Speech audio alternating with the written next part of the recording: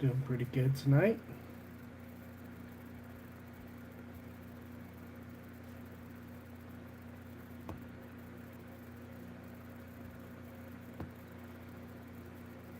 Hope everybody had a good Monday.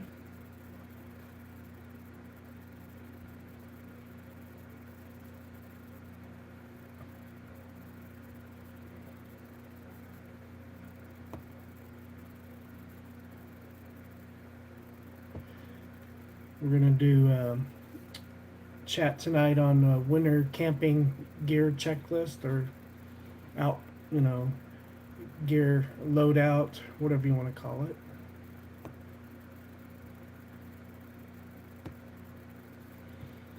It's gonna be a good topic. We got winter coming up, so I figured it'd be a good time to go over some of the things that are important.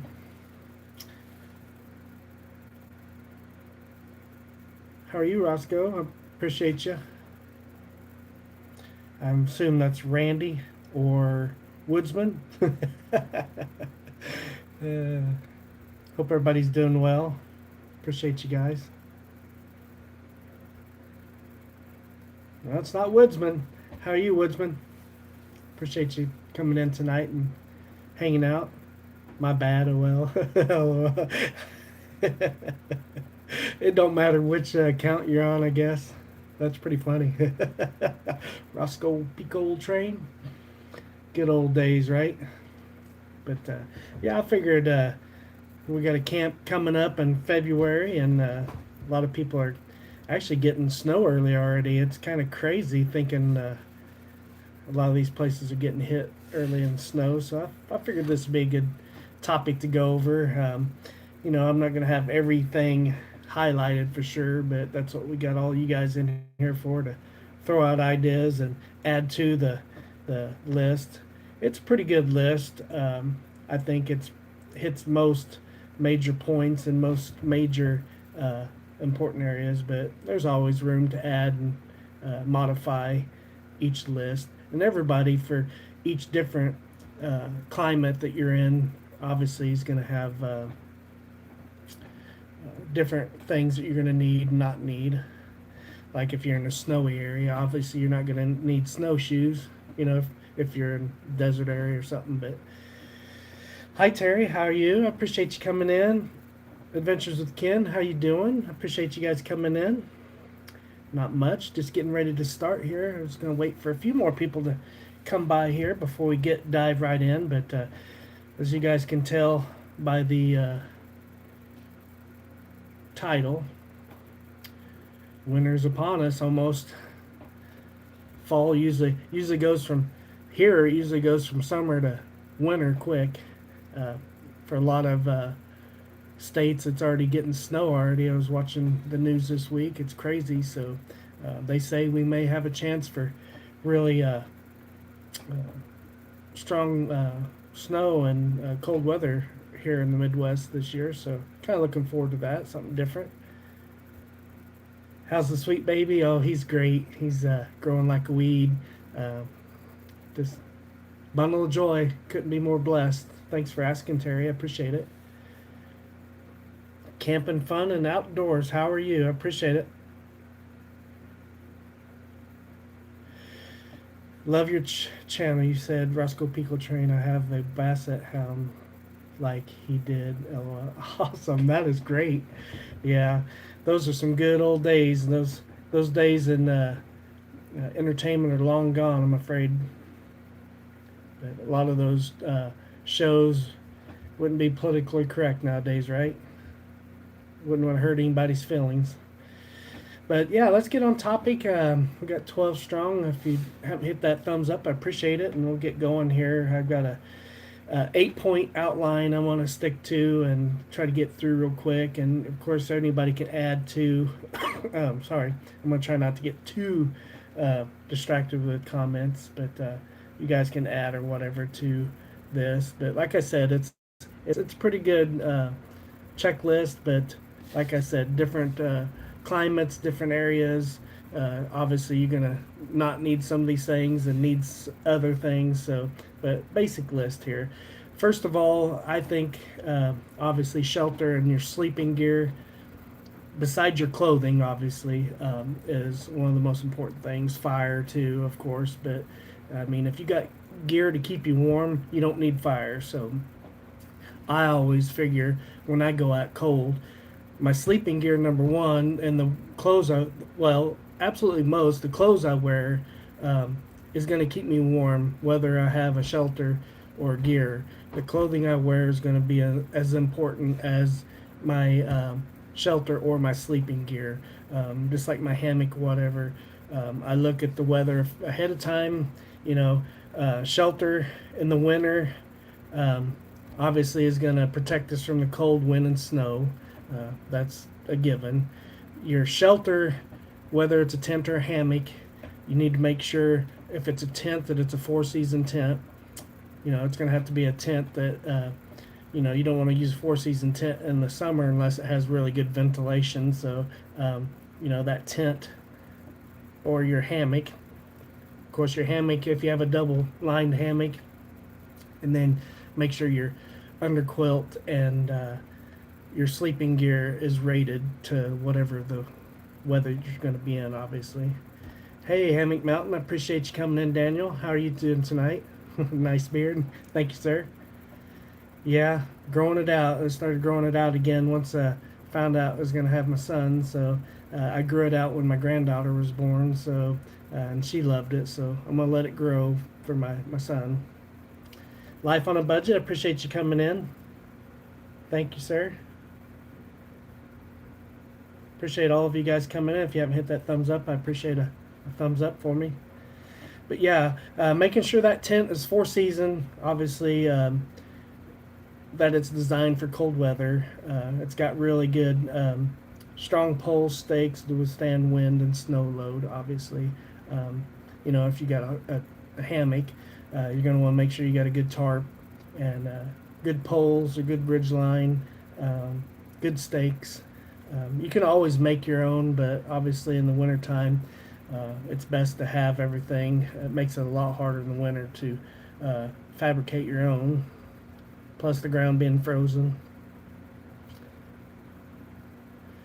But and a good tip for picking a tent is obviously if it's low profile, and then it's got good ventilation. Not that's a really good important part of picking out your tent because you don't want the condensation. Obviously, in the wintertime, your body heat's going to produce enough heat to produce condensation. So a low profile tent keep you warmer, obviously. And you can also add a ground sheet or a footprint under your tent to help add a little bit more insulation in between you and the ground, obviously. So that's another good tip that you can do. A lot of people forget about the footprint. Obviously, it protects your tent and it helps with insulation as well. And you can double it up. Life on a Budget. I appreciate you coming in, brother. Thank you for hanging out with us tonight. Obviously, we're going over the winter camping gear checklist. That's going to be hit or miss on your region that you live in. Obviously, if you have mild winter or not, if you're in the desert or not. But this is a good cold. Most of this goes hand in hand, whether it's cold or snowy. But some of this is going to deal with snowy, like having a tent that's going to withstand heavy snow load if you're going to be in a snowy area. If not, that's not going to be as much of a concern to you. A good tarp, good strong lightweight tarp when you're camping, hammock camping. You can get a heavier, and it just depends on if you're going hiking in, backpacking in, or if you're not, but this is more geared towards both. This list I've got is kind of goes hand in hand for car camping and backpacking. Vanessa Kitty, I appreciate you coming in. Thank you for coming in and hanging out with us tonight. I use a Chinese foil under my tent during the winter. It's a decent insulator. Well, that's a good tip. Appreciate that, Daniel. A lot of people have a lot of different ideas to add to, and that's why I love this community. Wanted to hit this basic 8 point outline, and of course, all of you guys are very knowledgeable. I'm hoping, just one of these tips will help, you know, beginner or, or even intermediate campers, give you more ideas on being safe in the winter. A lot of people has never camped in the winter, harsh winters, or even fall. So a lot of this is going to help newer campers or people wanting to get out and try winter camping, because there's no reason you can't enjoy it and be comfortable in the winter. You just got to be a lot more prepared. Let's see here. It's cheap on Temu. Yep, absolutely. Yep. So the next thing, your sleeping bag after your ground sheet. Your sleeping bag, rated for sub-zero temperatures, 0 degree Fahrenheit or minus 18 Celsius is a good where to start, or lower, depending on your conditions. Like we said, you know, those ratings are just, they have comfort rating and survival ratings, and a lot of the ratings aren't exactly accurate either. So you need to test this gear at home. That's why I always push every time. Test your gear in your backyard before you leave, and especially going out in extreme weather. You don't want to test anything in extreme weather that you can't, escape back to your vehicle or your house, something fairly close. Always test your gear before you go out, especially in extreme weather, for sure. Let's see here. So yeah, your sleeping bag, yeah, definitely make sure the ratings plenty well. And we're going to add to that here in the list. You can do other things to help that rating as well. Of course, you want it to be down or synthetic filled. Obviously, down's a little bit better, but if you can't afford that, you can layer. Fill with a mummy-shaped bag. A lot of people don't like mummy-shaped bag because you're confined, but the mummy-shaped bags is less to, your body heat will heat that bag better than a rectangular bag. But I prefer a rectangular bag too, but in the winter I do use a mummy bag because I don't mind being confined when it's really cold. It doesn't bother me. Your buddies in the UK call it Chinese foil. Yep, absolutely. Glenn Outdoors, how you doing, brother? Appreciate you coming in and hanging out with us tonight, talking about winter gear checklist, getting ready for these winter camps coming up, whether you're tent camping or hammock camping. So appreciate it. My issue mummy bag worked well in the Arctic. That's awesome. Yeah, I mean, I like rectangular bags better, but yeah, for the winter, it's less area to warm. But I'm getting into the other ways that you can, you can obviously use a sleeping bag liner. You can use a bivy. A lot of extra ways to increase your R value. Yeah, and check the comfort rating, not just the survival rating. You're going to be comfortable up to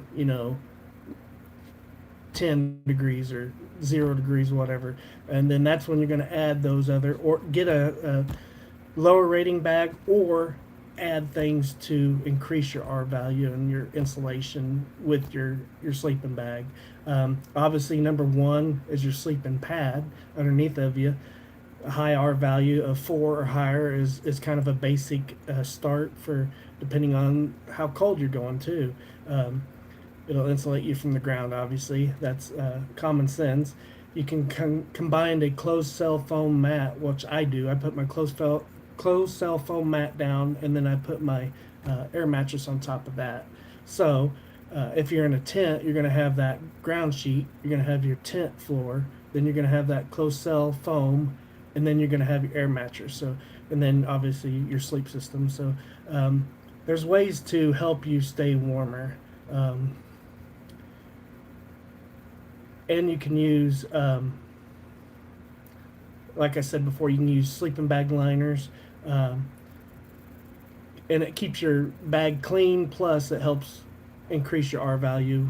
So a sleeping bag liner or a bivy is a good option. I'm going to buy me a Alaska bodysuit. There you go. That'll keep you warm. I always bring wool blankets and add them in a sleeping bag. Absolutely, wool blankets. I sometimes throw my wool blanket on top of my closed cell foam pad or on top of my air mat, usually in between my closed cell foam, or I use it in my sleeping bag, like you say. There's so many ways that you can add extra, and all your layers that you're wearing too. So you know, um, always wear layers on your clothes, which we'll get into clothing here in a bit. Um, let's see here. Hey, camping. Did I miss anybody coming in? No. Okay, I'm gonna try to keep moving on here. We're almost done with the first part. Let's see here. Bivy sack, extra warmth, weather protection for extreme weather. So that's always good. So if something would happen to your tent or whatever, it's good. You know, I have my military bivy tent that's waterproof too, Gore-Tex, which is nice for emergency situation, or if you got caught out and you needed extra warmth for some reason, and you could get to your bivy. But adding a bivy to a whole system adds a whole new layer of warmth. I even use my bivy in my hammock sometimes if it's really that cold. Normally it doesn't get cold enough for me to really need my bivy, but I always have it in case I actually need it. The next point in this is tent stakes or snow anchors. If you're in a snowy area, obviously you're going to want, regular stakes aren't going to work unless you bury them and you have snow stakes, or dead man anchors, which you can use, like if you have a stuffed sack or whatever, you can make a dead man anchor out of a stuffed sack and be able to secure your tent in the snow with that. Or you can even bury logs. I've used big logs and dug snow down and put the logs down and tie your cordage to the logs. That works really well as well. So yeah, if you're going to be in the snow, if you're not in the snowy area, you obviously are not going to need all that. But you got to factor in the ground. If you had any precipitation days before and it got really cold, the ground's going to be frozen. So you'll need something to be able to drive your stakes in, because the rocks and stuff may be frozen to the ground. It may not be as easy to secure your tent. That's another reason I like using a hammock. It's a lot less work to set up in the wintertime. You're not got the ground. You have the convection of the underneath of you. That's why you need your underquilt. But there's pros and cons of each.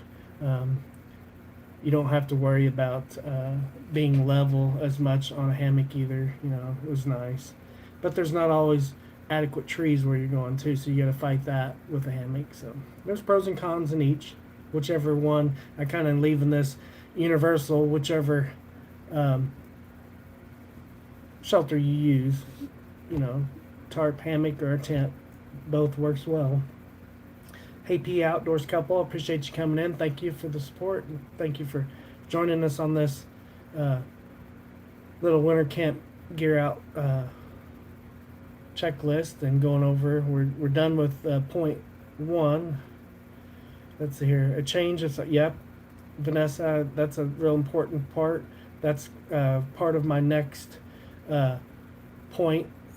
Number 2 is clothing and layering. I was going to get into always socks. Definitely an extra pairs of socks for sure. Used to station in Alaska 5 years back in early 80s. Wow. That's on a bucket list for sure, is to go to Alaska for me. That's high on the list for sure. Keep your hand above your feet on a slope. Yep. That's a good tip for sure. I love having you guys in here and helping with the adding to everything, because those things are real important. And everybody has things to add. Like I said, this list is basic, but it's pretty thorough. But there's always things you can do better, and it just depends on your climate, where you're at, the part of the world you're in. There's a lot more harsh areas, especially Alaska, and a lot of places overseas get really cold. Number 2, the clothing and layering. Layering is crucial to stay warm. Obviously, we know stay warm, dry, adaptable to changing conditions. Avoid cotton because it retains moisture, obviously. So cotton, you can always use cotton as an outer layer, but I still don't try to do that in the wintertime. I use either merino wool or a moisture wicking material of some sort as my base layer. And then I use all synthetics usually because I don't have a lot of wool clothing other than socks. So I always use my um, synthetics underneath or wool, and then if you have to and you only have um, cotton, I would do that as your very last layer. But in the winter, I try to avoid wearing cotton at all. Hey, Shy Guy, appreciate you coming in, Chris. Appreciate you hanging out, brother. Just going over this winter checklist, so hopefully you can maybe get a extreme winter camp there in New York State this winter. Lots of good wicking materials nowadays. Yeah, absolutely, and you can get them in thrift stores. You can get them at Walmart, Target, even Dollar General has some. I mean, there's no reason you can't get merino wool or fleece. Yeah, fleece definitely is. That's one of the things in the list here. Base layer, moisture wicking, long underwear, merino wool or synthetic, just like Daniel said, for sure. That was on my next list. And then here's the socks: wool, synthetic, with spares. Always bring extra socks for sure. Consider liner socks for extra warmth. See, that's something I've never really thought about. I'll double up layers of socks or whatever, but they do have sock liners that would be helpful as well, and they're not as thick as a second layer of socks that add warmth, but not that extra thickness. So that's something you could do as well as sock liners. I thought that was a good thing I didn't really think about. And then the next one, obviously, you could do a neck gaiter or shemagh to cover up your neck and your face for the high cold winds or snow. That's a really good insulating layer, is to cover your neck because it gets really cold. Gaiter or a shemagh or something like that is a good insulating layer as well. A fleece or wool mid-layer lightweight fleece jacket or pullover is nice for another layer. Multiple layers is the best. If you're multiple layered up on your clothing, you can survive even if you're, something happens and you lose your shelter, heaven forbid, or you get lost and lose part of your gear. You can survive with just the clothing on. Take my buddy heater for winter camping, absolutely. Especially if you're car camping, man. There's no reason why you shouldn't.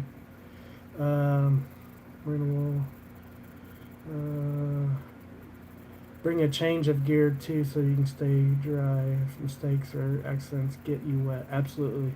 Getting wet's the difference between life or death. If you can't get a fire going and dry your gear out, you're gonna be in trouble quick. Absolutely. So the next one, insulated jacket, down or synthetic puffy. I've got a synthetic puffy that I really like using as a layer. And let's see here, insulated pants, obviously. The insulated pants, fleece lined or insulated soft shelled pants for camp outer layer is great. You got your long johns underneath your base layer, and then you got your lined pants. Or if you have insulated coveralls, work great. Where you're under your base layer and then have insulated coveralls. I have insulated hunting coveralls that I use a lot too when I go. I don't like using those in camp because they're so heavy and bulky, but especially if you're hiking or backpacking, those are really nice. Hey Joe, I appreciate you. Yeah, you like my steel hat? Yeah, that used to belong to my father-in-law. My wife and I bought that from my father-in-law a few years before he passed, so it means a lot to me. It was his hat. Appreciate you coming in, Joe. If you don't mind hitting that thumbs up for me, I appreciate that. Helps out the channel a lot. I'm going to give you standard moderator status so you can check out everybody's channel in here. We're all family and friends and like to support each other. So um, give everybody a looks anyways, and they'd appreciate it if you subscribe to the channels. But I appreciate you hanging out with us. Hey, Dan, I appreciate you coming in. We crossed a small river in Alaska and fell in a hole left. Soaked from the chest down. We got our help. Started fire immediately. Wow, that's dangerous. Yeah, that's something that you don't want to happen, but things like that happen. You know, you as safe as you can be, and accidents can still happen. Insulated cargo camo pants. Yep, can't go wrong there. Let's see here. Waterproof or windproof hardshell jacket, Gore-Tex or similar wind snow protection. Obviously, some kind of outer layer for Gore-Tex is a great option, or any kind of similar material that is wind and waterproof. Definitely is a must if you're going to have any precipitation, or even not. I mean, it's great to have that for emergencies in case the weather turns bad, and you know how it is, especially here. The weather turns on a dime, and you just can't. They just can't forecast it 100% sometimes. So you always should be 100% prepared. Weatherproof pants, full side zippers for easy on and off over boots. That's a great option. That's why I do like coveralls or some kind of pants that do have zippers on like that. That you can get them off, and you don't have to take your boots off when it's cold. So that's pretty smart thing to think about. Yeah, we're all family here, Glenn. Absolutely, for sure. Layered outfits. If you're moving, walking, etc., you need to open layers to get moisture out. Absolutely. Yep. And that's another good thing to have zippers, because you can unzip them to let that moisture out and heat out. So, yeah, to vent it. Absolutely. Thank you for the input, Vanessa. It's good information for sure. Insulated parka, heavy duty down or synthetic parka for extreme cold extremities. That outer layer, and you can remove it and add it. And this is all basic on, how heavy you want your pack, and if you're backpacking or if you're car camping, in the winter, obviously, unless you're got snowshoes, a sled, backcountry skis or whatever. Depends on how far you're going and how much gear and how heavy loadout you can take. Obviously, your clothes you can wear, but you're going to need to shed them, like Vanessa said, to cool down. So it just depends on if you have room to shed those layers and add to your pack. You can always add to the outside of your pack if you don't have room. So, it's all basic contingents on how far you want to go and how heavy you want your loadout. Hey Ursa, appreciate you coming in. Long time no see. Good to see you tonight. But next one is gloves. Waterproof insulated gloves for tasks, heavier mittens for extreme cold. So that is real important to me. Your hands and your feet, if they get cold, to me, I'm almost done if my feet or hands get too cold. Your feet carry you, obviously, and your hands do your work. So if you get too cold, or your hands or feet, I think they're almost as important as your head, almost, because, if you can't use your hands or your feet, you're in trouble. So good gloves, for sure. A hat, obviously, wool or fleece beanie that covers your ears, obviously. Ski goggles if you're in the snowy area, blizzard conditions, or for wind, if you're in high wind, those ski goggles are a great idea. I don't really think about that even here, because we don't get a tremendous amount of snow, but we get some severe wind sometimes. So having some goggles wouldn't be a bad idea. And they have some really thin and low profile ones that look pretty cool, that wouldn't be bad to carry in your kit in the wintertime. And they also have those goggles along with sunglasses, obviously, for the snow glare, but they do have the goggles that are polarized as well for the UV rays. So gauntlet mittens and insert wool gloves. Yep, the wool gloves are awesome. I throw 2 hand warmers in the bottom of my sleeping bag about 30 minutes before I get in. Absolutely, yeah. Or I'll heat up water bottles. You know, if you have 2 Nalgene bottles, or I used to bring actual old school flat water bottle that you'd take to bed with you in the old days. I used to use one of those and heat up water and throw in a hammock with me in my sleeping bag. Keep you warm in the middle of the night. So yeah, hot hands work great too, and they're small and lightweight for sure. And they've got the rechargeable hot hands now too that are really nice. Hey Grizzly Warrior, appreciate you coming in, my friend. Insert extra gloves, absolutely, Vanessa. Yep. Gauntlet mittens are amazing. Really warm. Let's see here. Winter boots are the next item. Winter boots, insulated, waterproof boots for good and good traction. Obviously, good footwear. Definitely want waterproof boots for sure in the winter. You don't want your feet wet. Hands or feet being wet or bad. Ensure they're rated for sub-zero temps. So you can look at the, you know, on the shoes themselves and make sure that they're adequate for, you know, the sub-zero temps if you're going to be into that. And then also to get gaiters for your boots to keep the snow out of your going into your boots if you're in deep snow as well. Gaiters, and they help insulate around your feet and, you know, legs as well. And extras that you can add to it are spare socks, obviously, and gloves, spare gloves, wet gears, hypothermic risk, obviously, kind of what we're all talking about. I mean, extra socks are important, but a lot of people don't think about extra gloves, because if you get those first pair wet and you can get a fire starter, you can dry those out while you've got your other pair on. So extra ones of each one are a great idea. Sunglasses to protect your eyes from the snow glare, kind of like I said earlier. Definitely sunglasses are a must, if there's, especially if there's snow or really bright sun. You definitely want eye protection. No steel toes, absolutely. No steel toes in the wintertime. That's rough. I'm trying to stick up with the comments, guys. Sorry. When I'm doing these outlines, I try to stick to it so we don't end up with a 3 or 4 hour live. I try to keep on topic so we can get through all the points. I'm getting ready to start point 3 of the outline. Number 3 is cooking and hydration. So we'll start that here in a second. Let's see here. Minnesota Mike, I seen him pop in, but is he still in here? Yeah, Minnesota Mike, I'm just coming in and saying hello, everyone. Hi, Mike. I appreciate you coming in, brother. Thank you for stopping in and giving me a thumbs up before you leave, if you don't mind. Appreciate you, man. But yeah, cooking and hydration. So parkas, absolutely.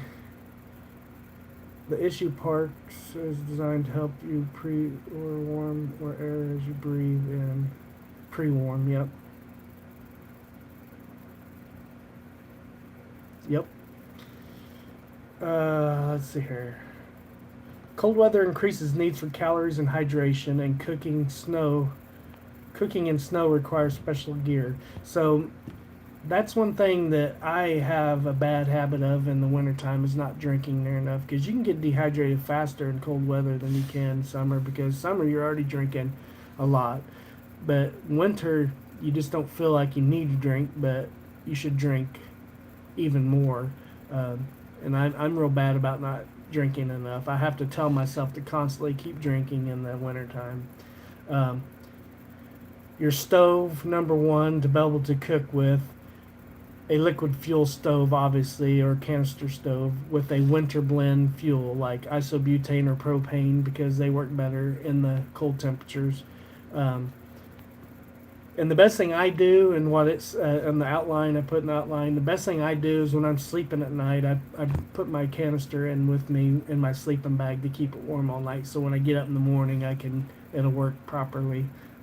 That helps a lot to keep it. Or you can rubber band some hot hands around your canister as well. That works as well. Or if you have an insulated cooler bag or something, you can put that in there with some hot hands, and that helps keep it warm.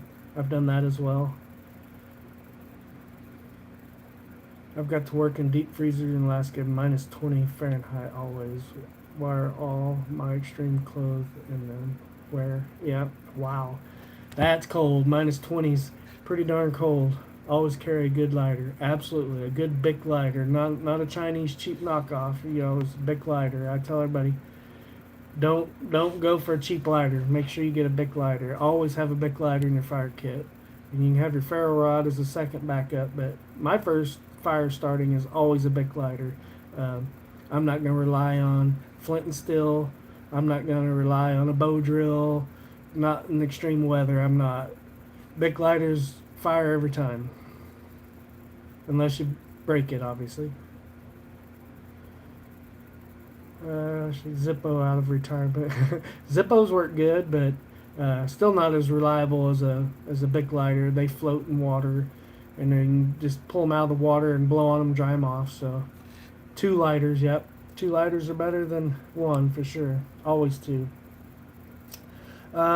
Fuel, extra fuel for melting snow. Obviously, 1 liter per person per day for drinking and cooking. So, extra fuel. Always bring in extra, more than you think you're gonna need, as long as you can carry it.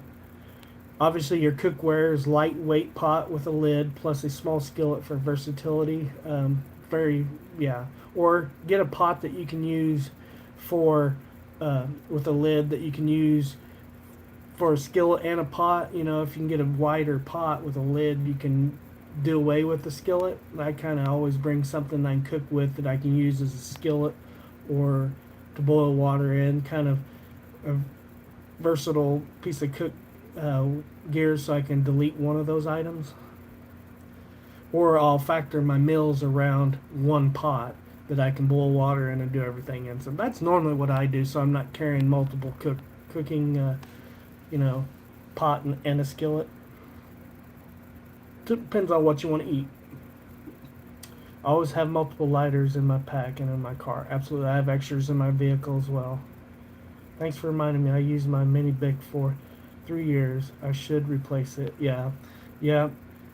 But, I mean, I've had one that's been 6 years old, and I pick it up and use it, and it works every time. So I've never had a Bic lighter that has fuel in it and a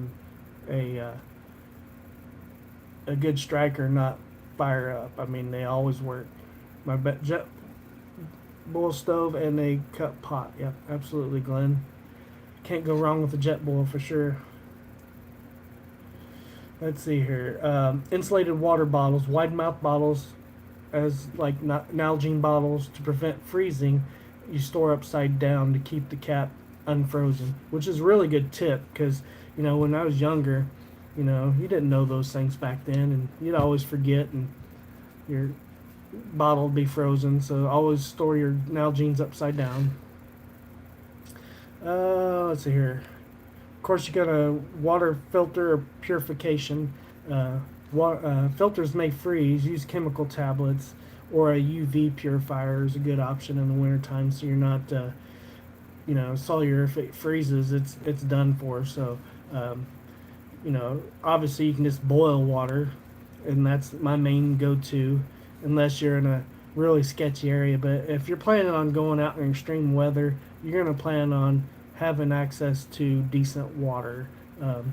But, I mean, in a survival situation, it would be nice to have other forms of purification other than boiling water, obviously, because if you can't get a fire started, a UV purifier would be helpful, or tablets, best of all, because you wouldn't have to rely on any kind of batteries or charging. So I would go with the tablets if it was me. I flipped a canoe and trap line. My Bic was not an option. Bic was not an option. Had to strip down. Wearing everything okay. Got dressed and keep moving. Yeah, the Bic lighter still is an option, even if you go in the water and get wet. All you have to do is blow on it, and it will light. But like you say, if you've got clothing and you can strip down and get into dry clothing, I mean, you're not going to want to jack around with trying to start a fire when you're wet.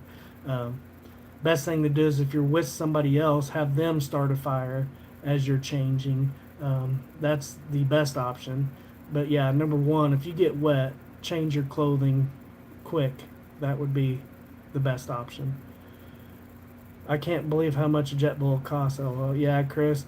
I got that BRS stove. It's like a JetBoil. It boils super fast, and it was like $18 on Temu and Amazon. You can't go wrong with the BRS, and it's just as good as a JetBoil. Yeah, I'd never spend the money on a JetBoil personally. That's just me. I love them, but you can get a fire maple for less than half the price too, and it's just as good. Let's see here. I've seen them drops of bleach purify dual survival. Yep, absolutely. All right. Insulated hydration sleeves for water bladders if used. You could do that as well if you have a water bladder in your pack. It's one thing in the winter is if you have access to water where you're going, there's no sense in bringing a water bladder. But if you did, if you was just going to do an overnighter and you wasn't hiking in too far, an insulated water bladder and bringing water would be a good option. As long as you could have a lighter loadout and you're not going very far and you have the room and the weight to carry it, yeah, go ahead and bring a water bladder. That's a good idea with the insulated sleeve. A thermos, if you're doing car camping, winter camping, or if you have room to bring a thermos for hot drinks to go, that's a great option. I do have my dad's thermos that I like to use in the wintertime. That's a great awesome. Wait, I saw a JetBoil for 65. You see, even $65 is a lot of money to me. I mean, I gave $18 for my BRS version of a JetBoil, and it works amazing. I would highly recommend that to anybody. No, that's not the normal price. $65 is not. That's pretty cheap for a JetBoil. And they have different versions of the JetBoil as well. It was 20 degrees and no telling the windshield. Clothes was freezing while ringing out. It was a very sketchy situation. Yeah, man, that's dangerous. Getting wet like that. Oh man. Yeah, the best thing to do is get dry clothes on as quick as possible. Like you say, if it's that cold and your clothes are freezing, yeah, you're gonna freeze to death trying to start a fire. Next thing is utensils. Spork, lightweight bowl or mug. Like I said, I try to minimize all my cook gear in extreme weather and anytime really, even in summertime. I like the JetBoil system or the BRS system because I eat out of that cup. You know, I'll warm my water for my hot drink in the morning first. Then I'll cook my meal in it, and then I'll clean up afterwards at the end. But I usually do an all-in-one cup bowl system, like a JetBoil type stove, and factor all my meals that I can eat right out of that cup. So that's a way to minimize your gear. So you'll have a spork, and then you'll have the cup. Pretty basic cook system. And your food, you definitely in the wintertime want high calorie food, easy to prepare meals like dehydrated meals, nuts, chocolate, oatmeal, and plan for like 3,000 to 4,000 calories per day. So that'll give you plenty of extra calories in case something would happen. You'd have a little extra food too in an emergency situation that you could stretch out. But you would need more calories in the wintertime because if you eat, it helps keep you warm too, your body warm. So if you can have those extra snacks like nuts and dried fruits and stuff that are lightweight that you can just grab. Trail mix is really good.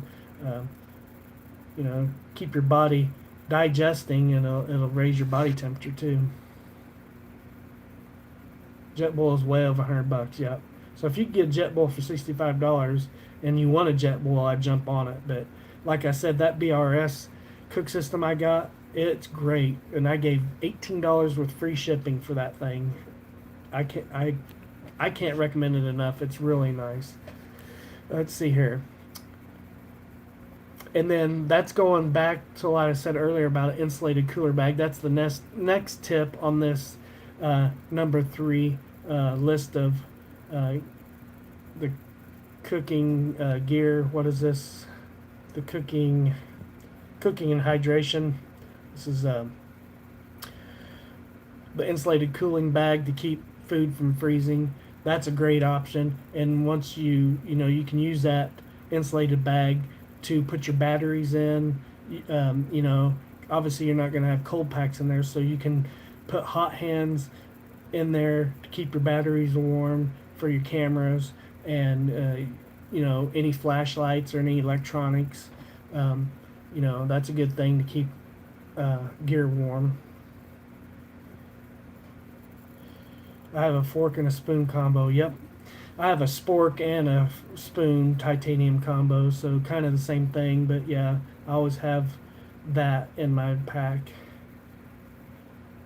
Like if I'm just doing an overnighter, I'll use my spork for dinner and then my spoon for breakfast or something like that. But I usually have wipes or something that I can clean and water to clean my, throw them in a boiling water and sterilize them too. So there's always options to clean your utensils in my gear. That's what I usually do after a meal. If I have plenty of extra water or there's snow or there's a stream nearby, I'll fill my jet boil up or my BRS pot up, put my utensils in there, boil the water, and that's sterilizing the cup and the utensils all in one go, and then you just wipe it out. I usually bring wipes or extra paper towels to be able to clean up my cook set.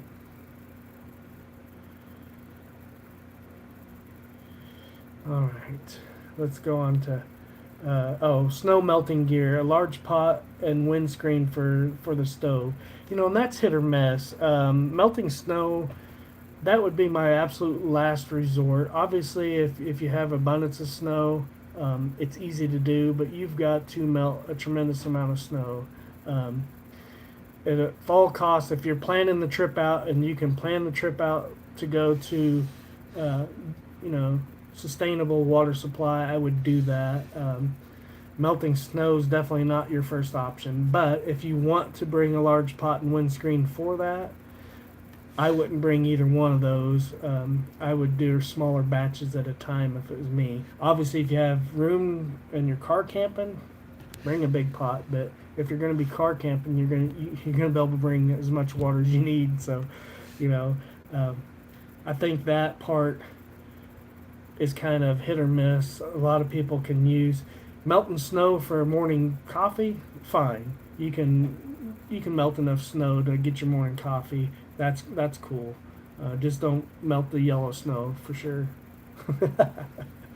I have a little backpack stove that hooks up to my butane cans and ones the butane stove uses. Yep, those are awesome. That's how I clean my utensil and cookware too, David. Yeah, that's always how I sterilize my stuff out in the, you want to be not to get any kind of diarrhea or anything. You want to make sure you clean your utensils well, or have antibacterial wipes at the very least. Everybody should have experience melting snow one time just to see how much work it is to get a couple drops of water. Absolutely. Now the biggest pointer on melting snow is I wouldn't melt with the snow is if you have plenty of ice. Forget the snow and melt ice. Ice is a tremendously more to produce water. Don't mess with the snow if all else fails. But yeah, Mike is absolutely right. It's amazing how much little water you get out of snow. It's if you haven't done it, it's definitely worth doing just to see how much work it is. Plus, you're using so much fuel to melt the snow. If you have a fire going, obviously you want to melt your snow on the fire. You don't want to use your fuel because you're gonna waste off your fuel. If you have to start some water in a pot, absolutely, yep. Hey, two guys, appreciate you coming in. Sorry I didn't see you come in. In my experience, it's 8 times more snow, absolutely, at least. Depends on how hard you pack it, but man, if you can get ice, get ice. 5-gallon bucket of snow will get you a shot glass full of water. That's about right. That's about right. Yep. All right. So point number 4, we're moving on. Navigation and safety. So this is in extreme weather in my book. This is almost as important as water, fire, and shelter to me. Is navigation and safety. Obviously, winter conditions. can obscure trails and increase your risks of injury. Um, so you need to be prepared for emergencies. Um, it's the biggest thing for me is map and a compass, because the new don't rely on. I know we all do nowadays in this in 21st century. We like relying on these electronic devices, but anything with batteries and extreme temperatures, um, always have a map and a compass. So if those things fail, you have basic and have knowledge of basic navigation, so you can use these. Just having them doesn't mean that you know how to use them. So take a basic navigation class at the very least. Um, Waterproof topo map and reliable compass for sure. GPS devices, like I said, are useful but can fail in the cold. Um, so don't ever put your life on electronic device or battery device. Um, I would not do that. Hey, mainly appreciate you coming in. Appreciate you being here. All these amazing people. That's right. We've got a lot of amazing people in this community, don't we? Appreciate a thumbs up if you haven't given me one. So yeah, the map and compass, GPS devices or smartphone with offline maps. If you are using, have that map and compass as a backup. But with offline maps like Gaia GPS or something like that, you can look at maps without service. And extra batteries or solar charger to be able to charge those devices. So, and those are other things. In the cold, the solar chargers don't want to charge your devices up as fast either. So those are all the things, and keeping your phone warm all the time in your pocket. You want to keep it warm and it'll last longer. Um, let's see here. Moving on, headlamp is the next one. Obviously, I like, and each to their own, I don't like rechargeable flashlights or headlamps for the main purpose of this extreme weather. Plus, when the battery goes dead internally, if you can't replace the battery, you've got to buy a whole new device. So I always buy headlamps or flashlights that I can replace the battery. Now, you can buy the batteries that you can replace that are chargeable. If that's an option, I go for that option too, so you can replace that battery. But what I was getting at, the headlamps, you always want to have fresh batteries, lithium batteries, because alkaline batteries lose power when they get cold. So lithium batteries in the wintertime are a better option. And always bring spare batteries. I bring at least one extra spare battery set with fresh ones in my device, so I'll always have an extra set. But make sure you switch out those alkaline batteries for your lithium batteries in the cold weather. You can get a copy of a map you're going to online as well. Absolutely. And any of your GPS, like Google Maps or Apple Maps, you can download an offline on your phone of the area that you're going to straight to your phone. Or you can print it off on your printer at home as well. That's what I would recommend if you don't have a good atlas or map that you can, fold up, a small map that you can take with you. Always carry extra batteries. Yep. USGS always has free topic maps. Absolutely. Extra headlamp. Yep. Extra headlamp's a good idea. I always like headlamps more than flashlights because they're hands-free. Or if you do have most small flashlights have the bill clips that you can use, as long as you have some sort of hand-free, because when you're trying to get a fire going and it's cold, you want to have hands-free. I love hands-free. You go into the bathroom, whatever. Next thing is first aid. First aid is just as important or more important in the winter. But you can add blister treatment, bandages, painkillers, and hypothermia wraps. So that's real important too. You can get those hot heated packs instead of cold packs. You can get the heated packs for your winter first aid loadout. Yeah, go to the library and print it off. Absolutely, Woodsum. Hey, PR Fishing Journal. Appreciate you coming in. Thank you for hanging out with us tonight. Just going over some winter gear loadout. after that first aid kit, you go to the emergency space blankets or bivy for warmth. That kind of goes in earlier about adding layer of warmth to your sleeping gear, but also for emergency space blanket. Obviously, if you can start a fire and you did get wet, that would be great to be able to reflect that heat back on you or get inside your bivy. Really, really nice way to add some warmth. So that actually goes as an emergency piece of kit as well. And then the next item is a multi-tool or knife for repairs or tasks. Obviously, that's a given. Any outdoorsman that's going to go out is going to have a knife, and a couple good knives. I always have one in my cook kit, and I have one in my pocket.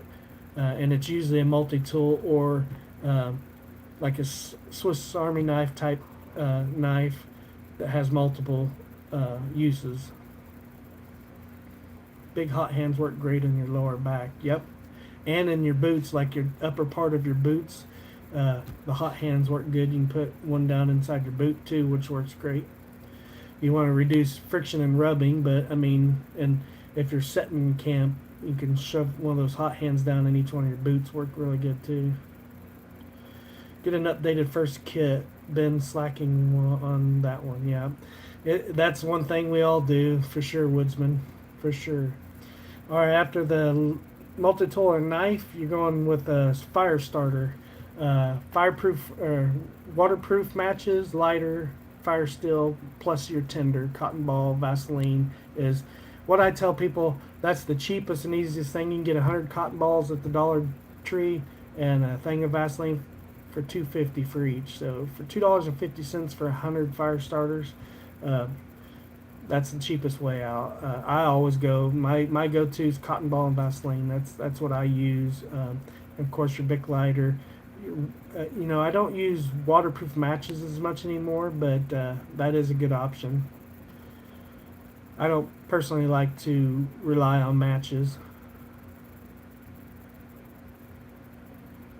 Love Swiss Army knife. Me too, man. You can't go wrong with Swiss Army knife. A beanie is a must. Yep, that was in my earlier. I think number 3 was the clothing and hydration. So yeah, beanies definitely.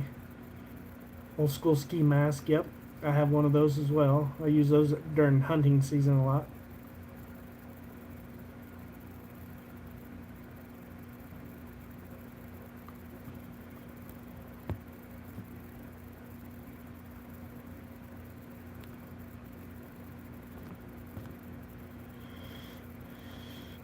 Let's see here. Personal locator beacon, or PLB, satellite communicator for emergencies in remote areas like a Garmin inReach. Yeah, definitely for electronics, but you're going to want to keep it in a warm area, obviously, too. But a Garmin inReach, definitely in extreme weather, I would highly recommend as well. Very, very awesome. Sorry, I'm trying to keep up with comments too, so I'm gonna miss a lot of comments, I'm sure, but you'll have to forgive me to keep on track with this outline.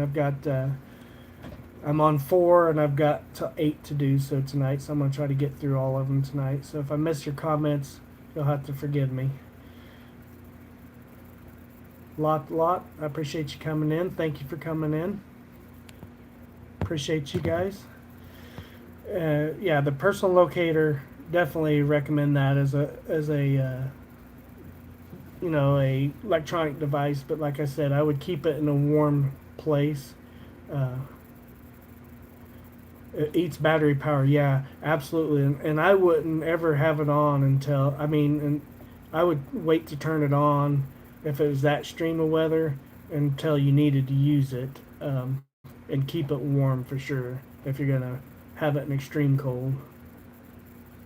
Yep, always tell somebody where you're going for sure. Yep. Yep, very, very good idea. All right, let's see here.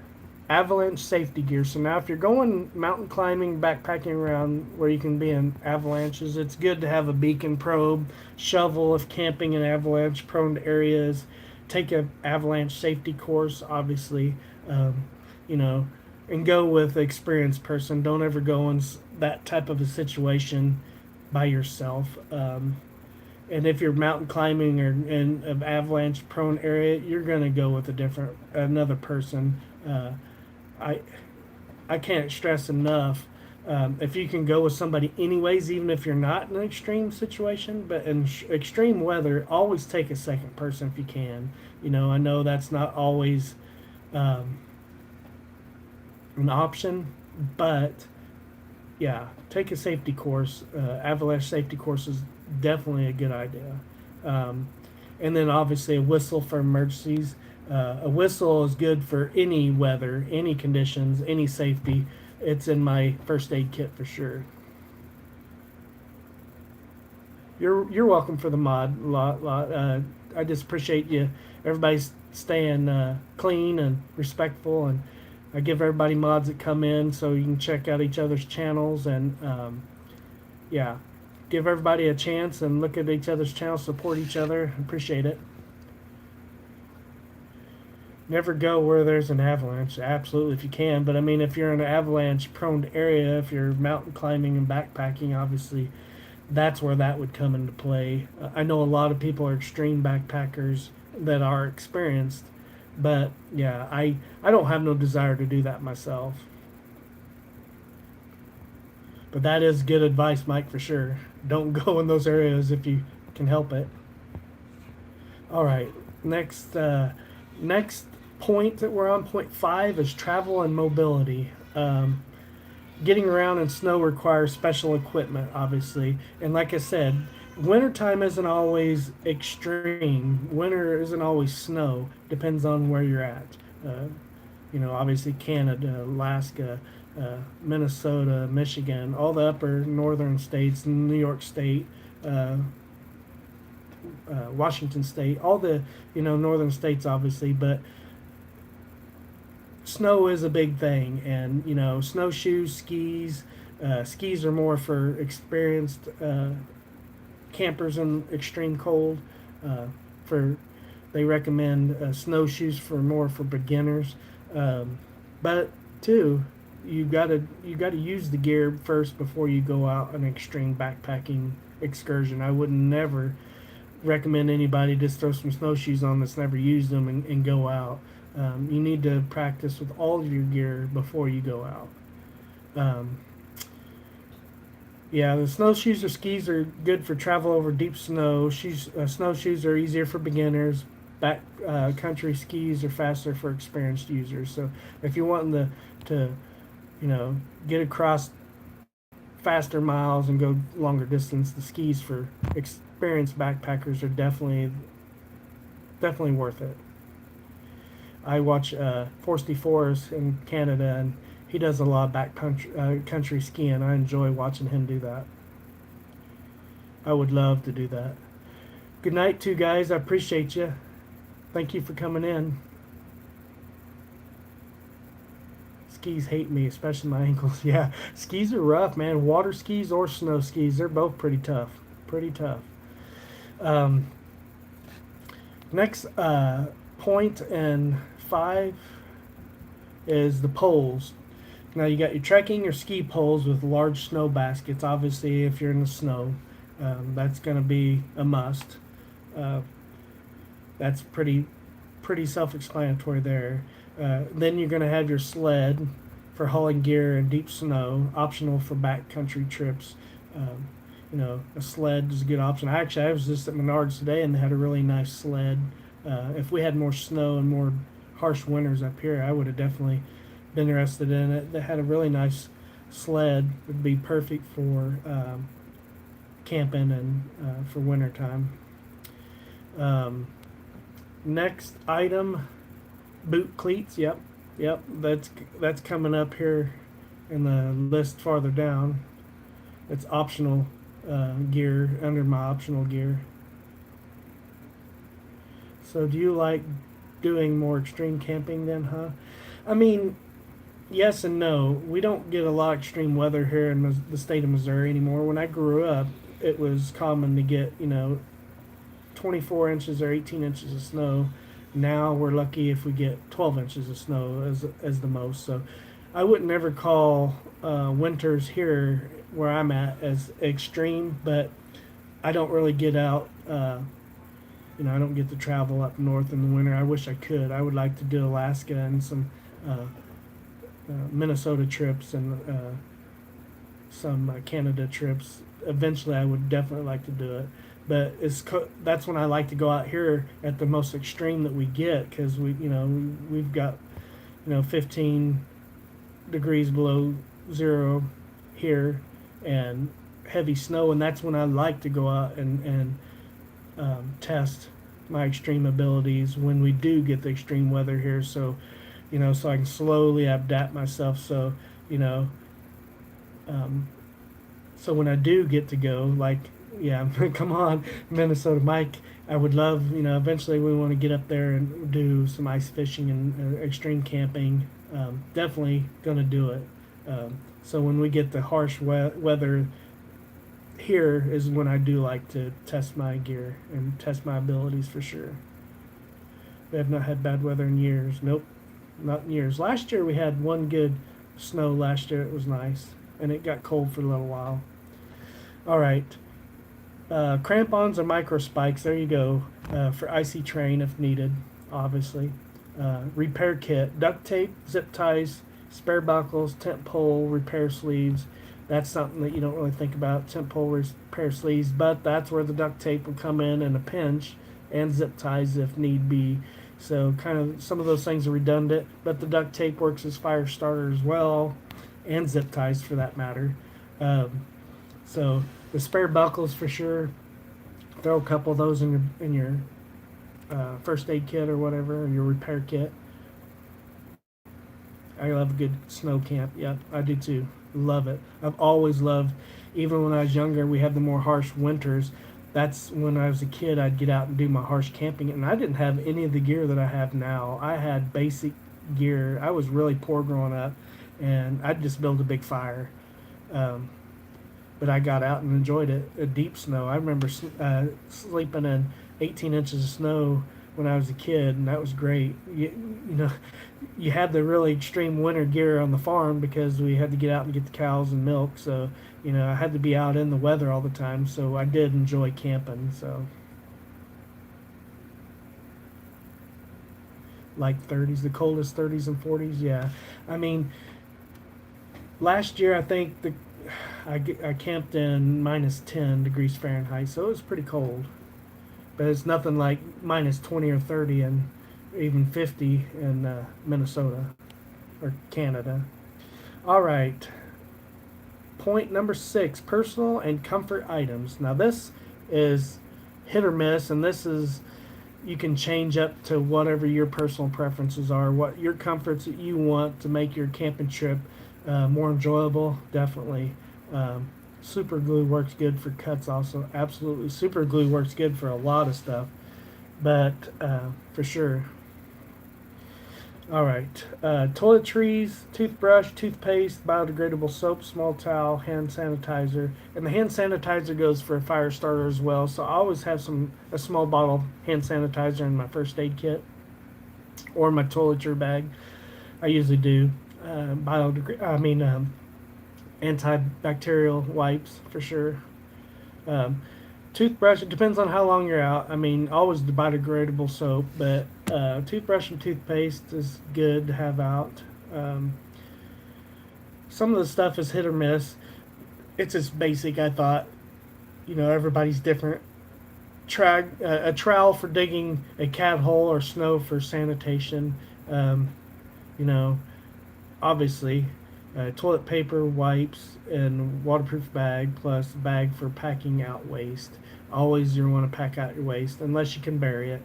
Um, if it's all biodegradable, obviously you can dig a hole, and that's what a lot of people do. But it just depends. If you want to pack it out, you can pack it out. But bring all biodegradable, then you're good to go. My favorite comfort item is the empty Gatorade bottle.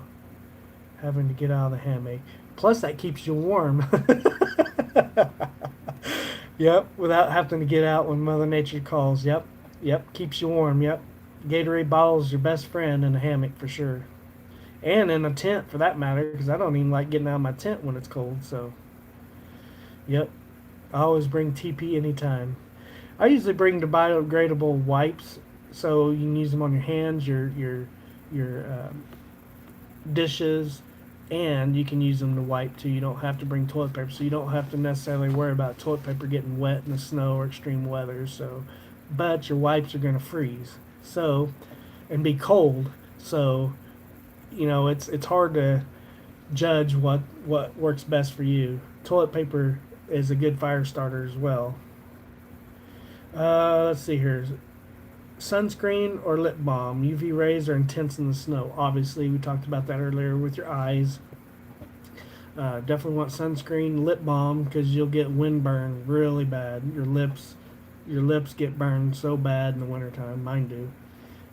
Let's see here. Camp chair or pad, lightweight option for sitting. Obviously, I love a good chair in the wintertime because nobody wants to sit in the snow. Nobody, there's not always going to be a stump or a log comfortably for you to sit on. So I always bring some kind of backpacking chair for sure. Um, yep, keep your wipes in your pocket. Absolutely. The small, thin packs of wipes are the best. You can keep them in one of your pockets or my utility pants. I always have, cargo pants with multiple pockets and good place to keep your wipes for sure. Good pair of sunglasses. Absolutely, Glenn. Yep, absolutely. Let's see here. After the sunscreen and lip balm, the camp chair pad, obviously. Journal or pen for notes or trip logging. Use a waterproof notebook like Write in the Rain or whatever. Timu has a version of Write in the Rain that are real reasonable and they're good quality. Yeah, not only for journaling and trip logging, but for emergencies, you could leave notes on your trail if you're moving. But if you're really hurt or you have lack of mobility, you're going to want to stay in one place to be found. But I mean, if you're kind of lost, you can use them as markers as well. Um, so, but notepads work for fire starting as well. So, multiple uses there. Hot water bottles for warming your sleeping bag at night. Yeah, we hit that. Obviously, water bottles for warming and drinking. I mean, the water bottles in the wintertime are so versatile. Good pair of sunglasses, yes. Yeah, I hit on that earlier because, I mean, the snow glare is tremendous on your eyes. And I got these new glasses. It's got the new red UV lenses. They work so good. They work so good on the night glare, driving at night now. And they look kind of funky with the redness on the tint to them, but oh my goodness, that helps with the UV light so much. You can write your last will and testament if things get serious. Absolutely, Mike. I mean, all kidding aside, that's an important thing. A note to your loved ones if it, like you say, if it's that bad, and you're not going to make it, or you could make it. There's a chance you may not. Good last will and testament and a goodbye to your loved ones. Yeah, definitely, for sure. Yep. All kidding aside, that is important for sure. All right, point number 7. We're moving on. Optional and seasonal gear. So this is where the last two things are kind of to your preference. Just like the personal comforts, it's to your preference, to your extreme capabilities, your climate, where you're at in the world. This list is geared more towards extreme winter weather. But the first thing is camp shoes, insulated booties for round camp, and that's something I would like to get. I do not have insulated booties, and I sure would like to get those. Those would be nice for. I know Shug's got a pair he wears when he hammock camps up in extreme winter weather up there in Minnesota. That would be nice to have because I have some. I always bring Crocs or something to lounge around camp in the summer, spring, summer, and fall. but I would like to have some winter type comfortable uh, lounging footwear of some sort. So I thought that was a good option. Chemical hand and foot warmers for extra warmth, as Daniel said, obviously is awesome. Hand warmers are great option. You can use them for so many things: warming you, warming your gear, warming your bed. Very good. Camera with cold resistant batteries or keep warm in pocket. See, that's kind of where you go, or you can wrap your batteries with warm hands. Portable power bank for charging devices, keep warm to maintain charge. Kind of went over all that. Your device gear bag, especially for content creators, you're gonna have batteries and extra batteries for your cameras and your flashlights and whatever headlamps. Throw some hot hands in there and have extra ones to throw in your electronics bags. Really good, really good. I have rubber bottom down booties. Yes, that's kind of what I think Shug has. Awesome idea. I definitely want to get some for sure. Let's see here. Book or deck of cards for downtime in a tent. See, that's a great option too, because you don't have to rely on an electronic device. I do know a couple YouTubers that do like to have electronic devices, but like you say, combat and extreme weather. I'm not going to bring anything electronic to like play games on or anything. But a deck of cards, word search book, something real small and thin that you can throw in your bag. Crossword, anything that's for downtime if you're stuck in your tent, if it's snowing, sleeting, hailing, or raining, whatever. It's a good idea to have something to keep your interest. Do I carry any fishing gear with you when I go camping? A lot of times I do. I have a small dock runner pole, ugly stick, or I have a collapsible spin cast reel that I take a lot of times camping with me. Yes, I do. Um, I love to fish and camp. I like to catch and cook. I don't do that much on video, but a lot of times I'll do it at the lakes. When I did my live this summer with my nephew on James River, I could have done a catch and cook real easy. I caught a really nice walleye, but we didn't camp on that trip. But if I would have, I definitely would have done a camp and cook that evening. Yeah, great dock pole. Yeah, I love that. I bought it mainly for backpacking and for my kayak. It's awesome. I don't like a full size pole in your kayak because when you're going under trees and stuff in the river, you always get your pole caught on a tree limb or something. So those little small dock runners are great. All right. But I thought the book or deck of cards is a great option. I love reading books too, so that's good for your downtime. A snow saw for building snow shelters or cutting blocks for windbreaks. So, yeah, snow saw, which, if you're hot tenting, you're going to have a snow shovel, collapsible snow shovel with you. So, you can cut blocks with a snow shovel and build your snow shelter out with a good collapsible snow shovel. So, either a snow saw or a snow shovel, one of the two, for building. I know Shug, when he does the extreme hammock camps up there in Minnesota, he'll use his shovel for building a snow barrier around his tarp to block the wind off. And I've got my tarp that I can put down in storm mode to help, block the wind too. But having a way to build you a berm around your shelter, whether it's a tent or a tarp, is a good option. Yeah, it was a really good walleye for James River. I've never actually caught one up that far. I've never caught one in between Delaware and Shelvin Rock before, not that far up the James. I caught them closer down to Table Rock where the James goes into Table Rock, but they normally don't go up that far. Which that's the first one I've ever caught, and I've fished that stretch a lot in my life. All right, here point 8. This is the last point of the outline, and then we can, if we want to stay on for a little while longer. I don't know how long I've been on. Only an hour, so yeah, we can chat up afterwards and add to. But to get through, this is packing and organization, which is just as important as the rest of them. I feel being organized and knowing where all your gear is for emergency situation. The weather can change at the drop of a hat, so you're going to want to know. Number one, you're going to want to know where all your first aid gear and your emergency gear is at. Which your first aid and your emergency gear, in my opinion, should be together.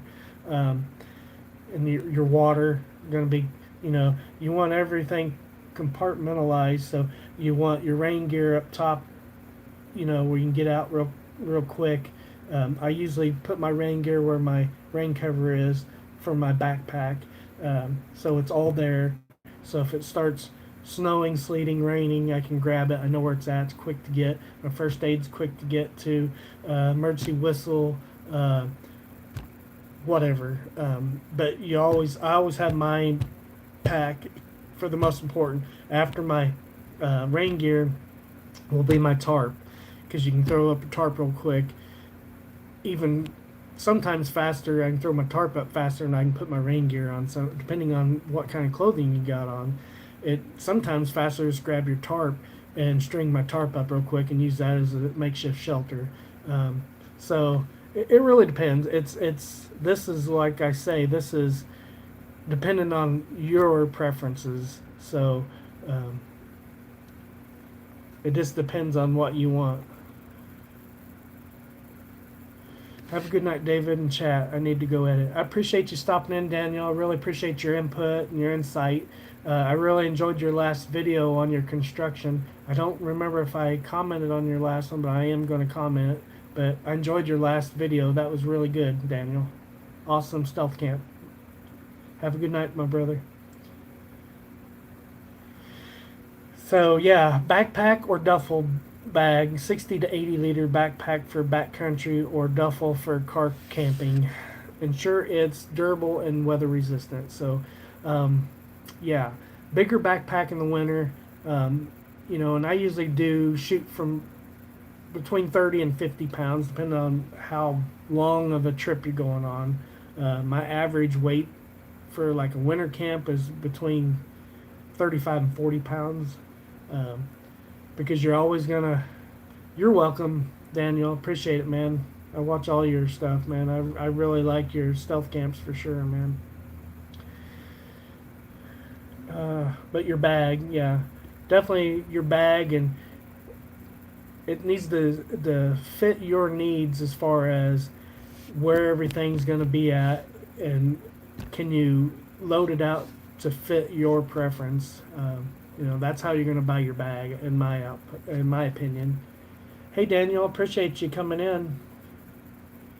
You're all right, Daniel. You can always go back and watch what you've missed, but I appreciate you coming in anyways. Everybody hasn't given me a thumbs up. I appreciate a good thumbs up. But yeah, we're on the very last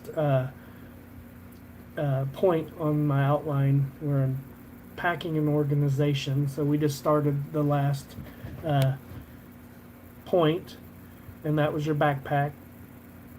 Dry bags and stuff sacks, and I love those any time of year because you got wet gear, wet clothes.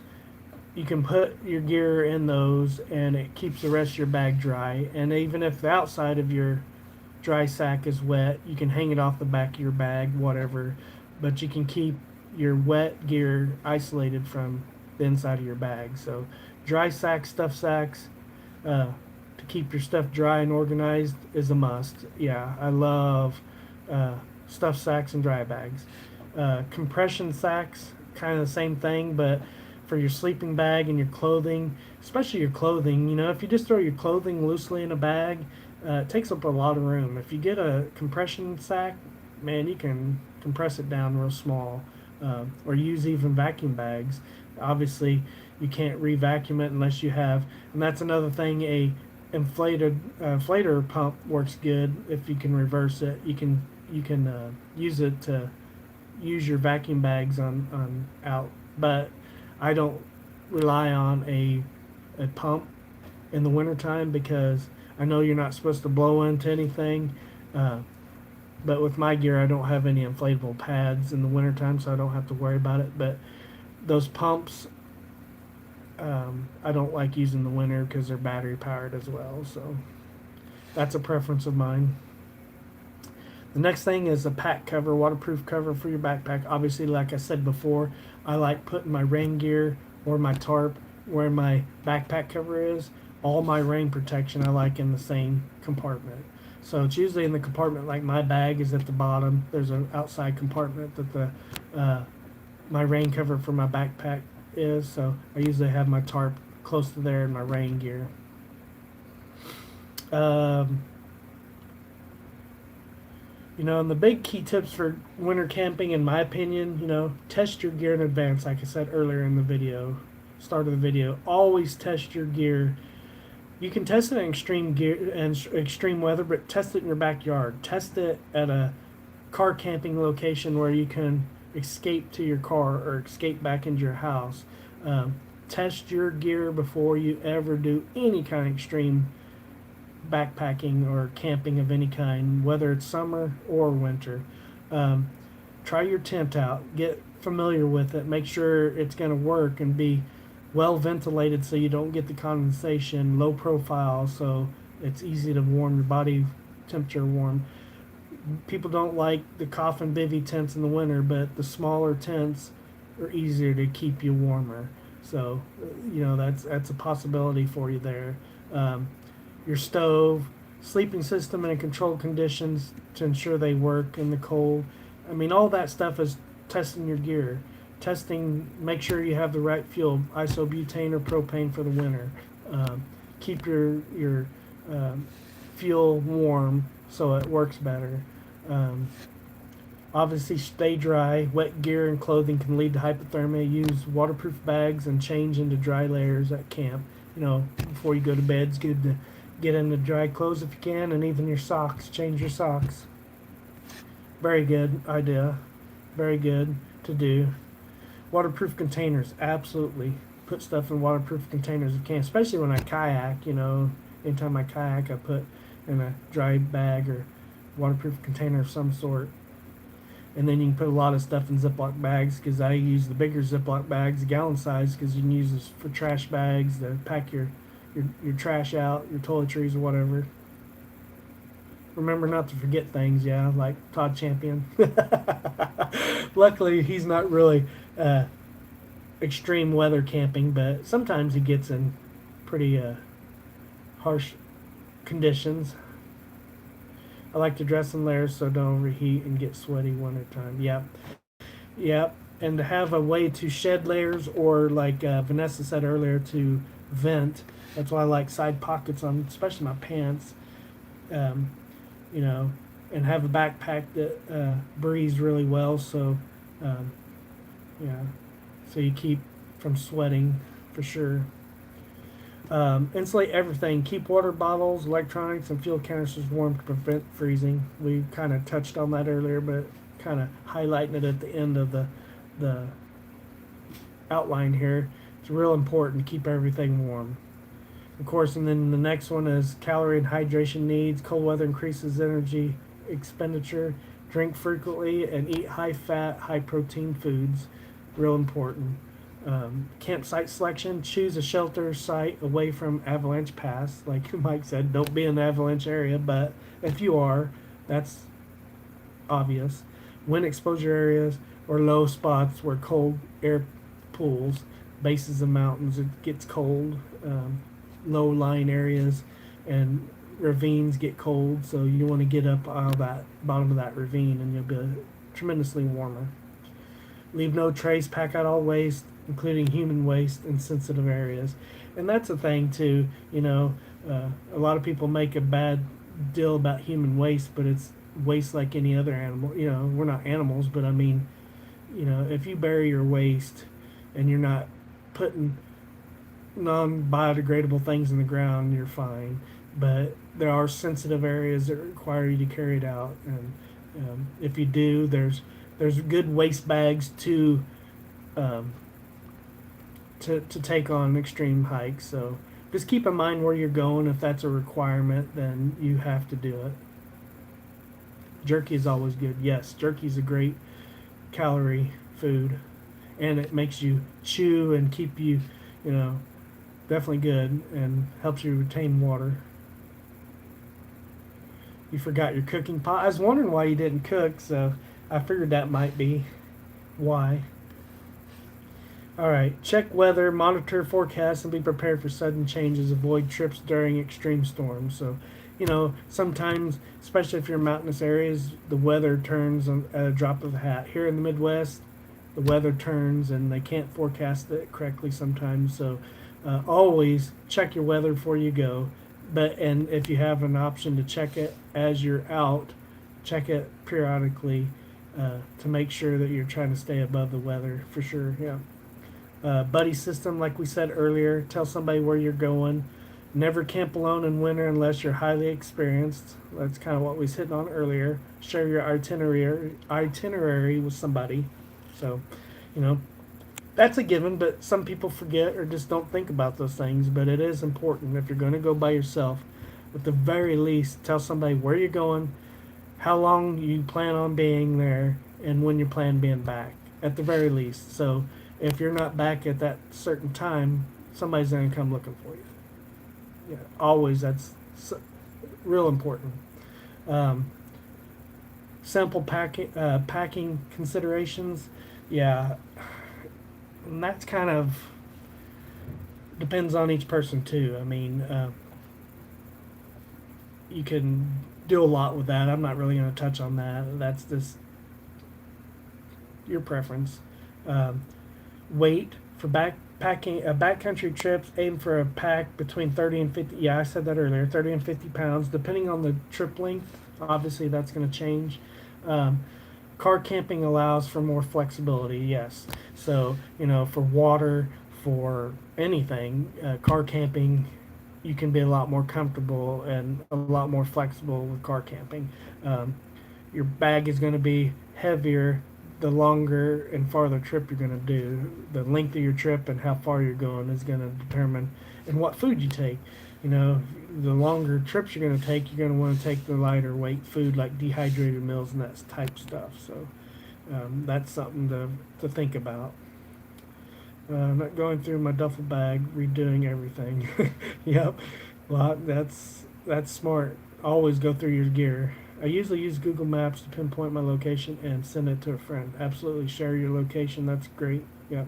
And I always try to, my wife and I, that's one thing is when I get to my camp location, I drop a pin and send to her so she'll know where at least my last known location was at. She has that.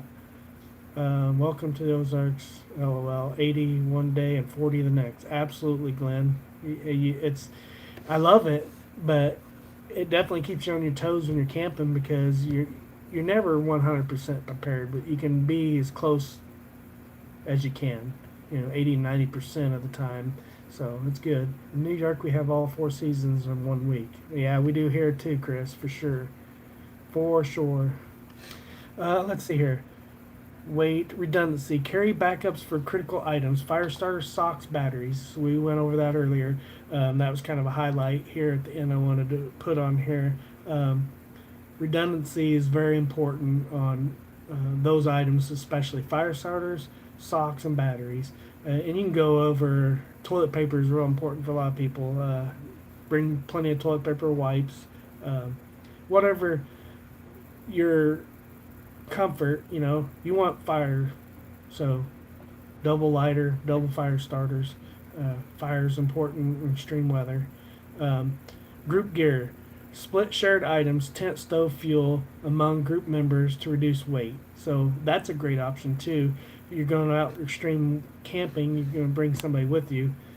Share the load.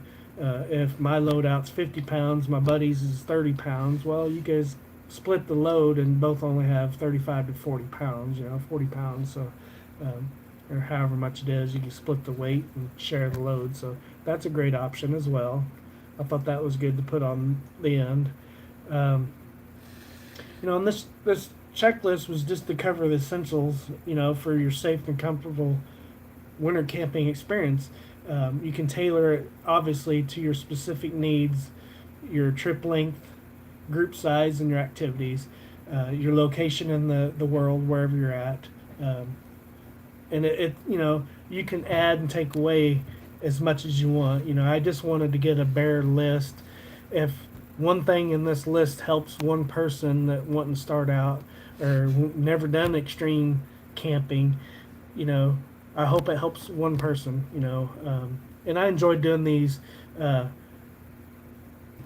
organized lives. I like these. It's harder to keep up with the comments and keep on task, but we're done with the list. You know, now we can chat. You know, if you guys want to add anything, I know you've been awesome about adding things like Glenn just said jerky. That's a great snack any time of the year for backpacking. Jerky and trail mix is my two favorite items, snack items when I'm backpacking for sure. And you get that extra sodium with both. So snacks, high protein, high sodium, high fat, great item. Jerky's not always high fat, but it's definitely high sodium. First aid, yeah. Make sure you go through your first aid. Make sure you have everything. All my emergency and first aids together.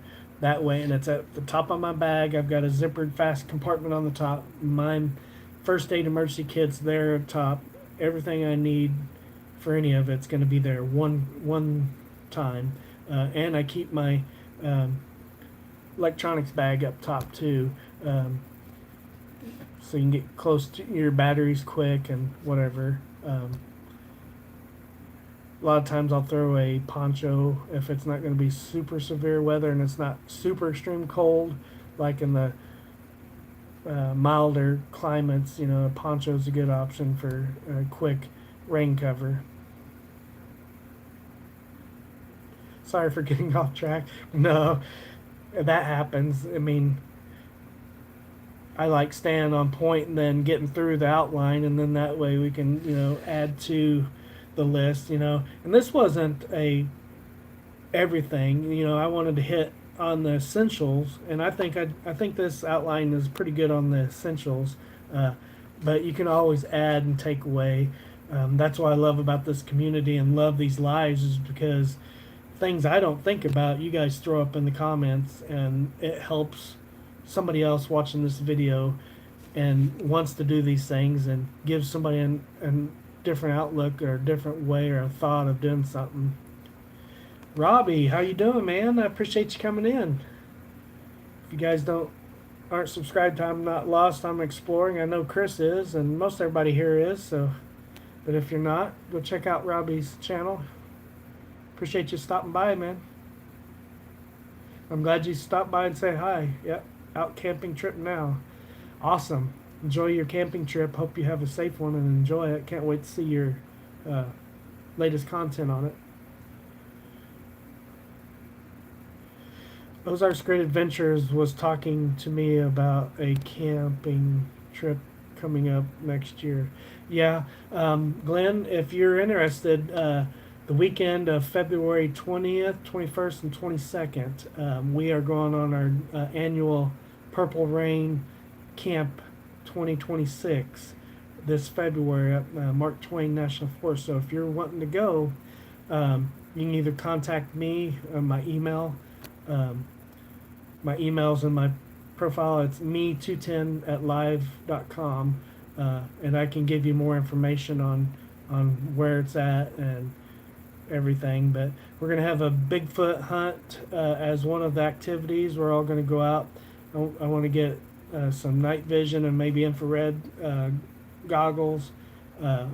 We're going to do it right. We're going to really be serious. I want to be serious if we're going to do it. So yeah, there's going to be a lot of activities. We had a great time last year. So anybody in here that's, you know, in the Midwest or close to the Midwest and wants to come, like I said, contact myself, Minnesota Mike Outdoors, Ozarks Great Adventures, Two Guys in the Ozarks, Outdoors Woodsman, Ozarks Woodsman Story and More. Any of these guys of our group, Herbert T. Outdoors, and we can all give you the logistics on where it's at and time frames and everything. So we'd love to have you, Glenn. Randy, he made it. Awesome, brother. Got done with the outline, so it was a good discussion. Everybody added some good information to um, the winter camping gear checklist. So I think it went pretty smooth, but I appreciate you coming in. I know you're really busy.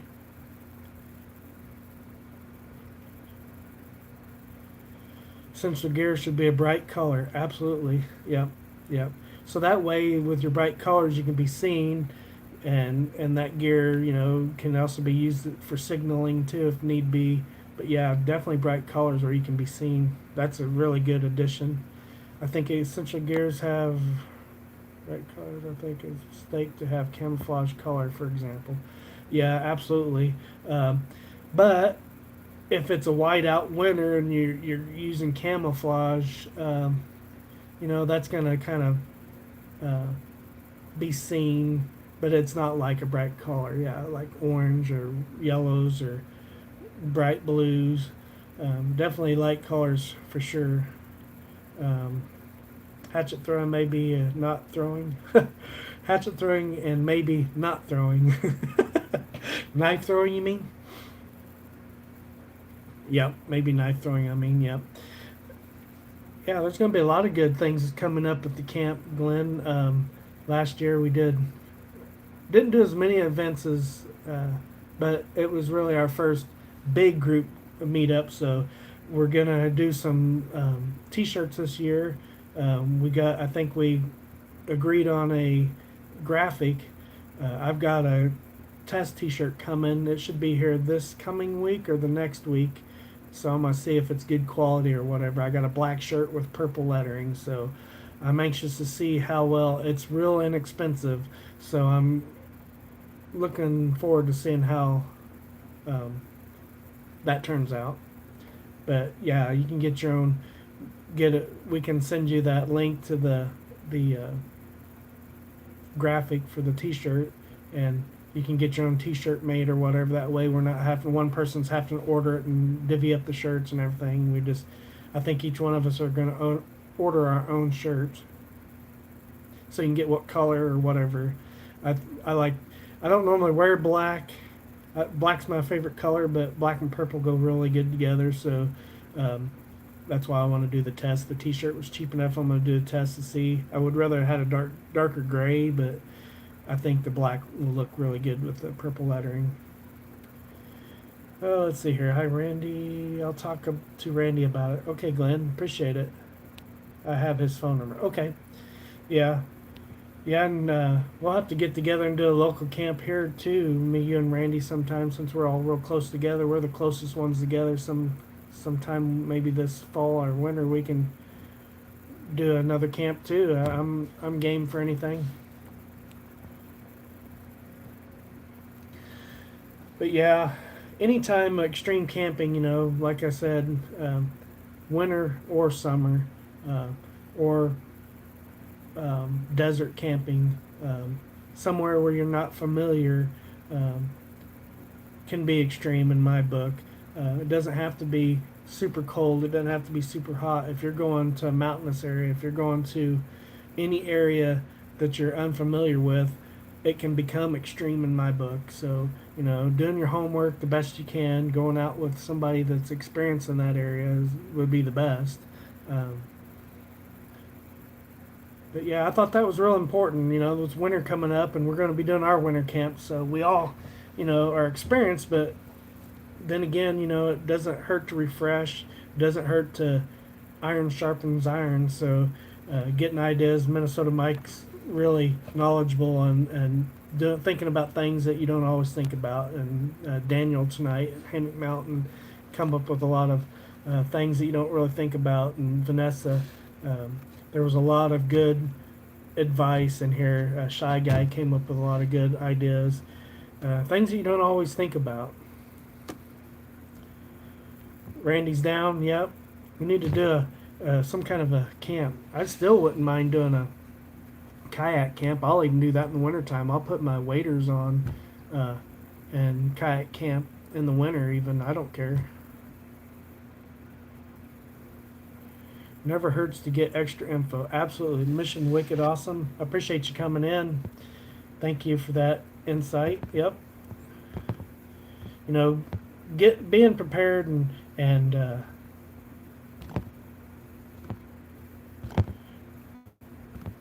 double, triple checking your gear and your first aid and your emergency gear. Um, Making sure you have extra batteries, fresh batteries. Like say, the number one thing I could stress at the end of this outline, and I stress all the time: test your gear, test your capabilities, test your pack, test, make sure everything's durable, make sure you're familiar with all your gear, so you're not fumbling out in the extreme weather and trying to figure it out because you're cold, you're not thinking straight. You want to get your shelter up as quick as possible and get a fire going. So you want to be familiar with your gear as much as possible before you go out on your trips, any time of year. Yeah, mission. I made you a moderator. I make everybody a moderator as long as everybody stays clean and respectful. That way, everybody, it makes it easy for everybody to check out everybody's channel and give everybody a chance. Go check out each other's channels, and I know not everybody's channels are everybody's cup of tea, but at least give everybody a chance and go check out a channel and comment and like, and see if you're gonna like their content. And we like to grow this community and get more people. If you're close or anywhere close to the area where you can come in February, we'd love to have anybody come. As long as everybody's respectful of the rules and everybody agrees on being polite and respectful and decent. We want it to be fun and clean. Not that kids come to our outing, but I want it to always be an option that it's clean and safe for if people have kids that they want to bring. Like two guys in the Ozarks would love to see Kyle come sometime. When my son gets older, I'd love to have him involved in our outings. So, it's my books. It should always be a family get together. We're a family, so all of our families are invited. We want everybody to be able to come. Yeah, not a problem, mission. Outdoors with Den. Winter canoe kayak trip would be fun. Absolutely. Yeah, I want to do a good island camp this winter. There's several on Stockton Lake up north here that I want to check out. There's 6 or 8 islands that I have marked on GPS that I want to check out. And wintertime would be a good time for that because of the snakes are going to be lesser and the bugs. Be nice to explore those islands when it's cooler weather. Life on a budget. I've done several. Never made. Oh, let's see here. Never made it all night yet. Well, you can do it, man. And I tell people, there's no shame. I love doing car camping. I love, last winter I took my wife's SUV and did a car camp. Loved it. Absolutely loved it. It was a lot of fun. But do car camping. There's nothing wrong with that at all. I lost my chat. I'm gonna go back in and see if I can bring my chat up. Can't hardly read it on my phone. And clean language, yes. No dirty jokes, no filthy. We want it clean and respectful. I love, that's one thing I love about our group. Everybody can, be who they want to be in their private life, but for the most part, everybody that we're friends with and we're all family. We know who you are online is who you are in person. When I met everybody, I wasn't surprised on how they were or how they acted. That's who they really were. I'm gonna do a snow igloo this winter. Oh, that would be fun.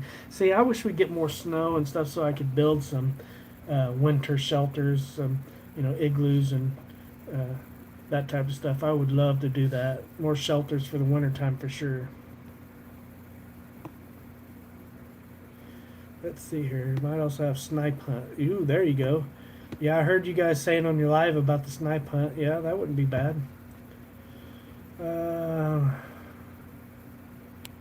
What I miss? That sounds cool. Hey, mission. James River has a lot of camping spots. Absolutely. Yeah. My nephew wants to go on a fall winter kayak camp uh, down the Jameses, so maybe we can orchestrate a camp and kayak camp this fall or winter, Glenn. We'll have to get with Randy and I'll see if my nephew can get off work to go on it. A bit cold for the southern New England boy in February. Yeah, last year was fairly mild. It was pretty nice last year when we went in February for the camp. This year, I haven't looked at the almanac to see what the forecast is for it, but it's supposed to be colder this year, so we'll see. I'd like to have a little bit colder so we could enjoy the fire more, and I wouldn't even mind doing. I know not hardly anybody's probably going to be interested in a polar plunge. I know that was a joke on Minnesota Mike and Dan's live the other night, but I'm down for it. I'll just bring an extra change of clothes and have a nice fire. So polar plunge wouldn't be bad. Wouldn't be the first time I've done one. Let's see here. Clean language, please. Yep. I want to hot tent camp on ice. Yeah, ice fishing and ice camping's been on my bucket list for quite some time. Yeah, we're gonna hook up with Minnesota Mike eventually, definitely, and do an ice camp and fish. We're definitely gonna do it. James River has good spot also. Yep. Doing inland islands. Yeah, they got some pretty good size islands and a couple smaller ones up on Stockton Lake that I'm interested in checking out. Some of them would be a stealth situation.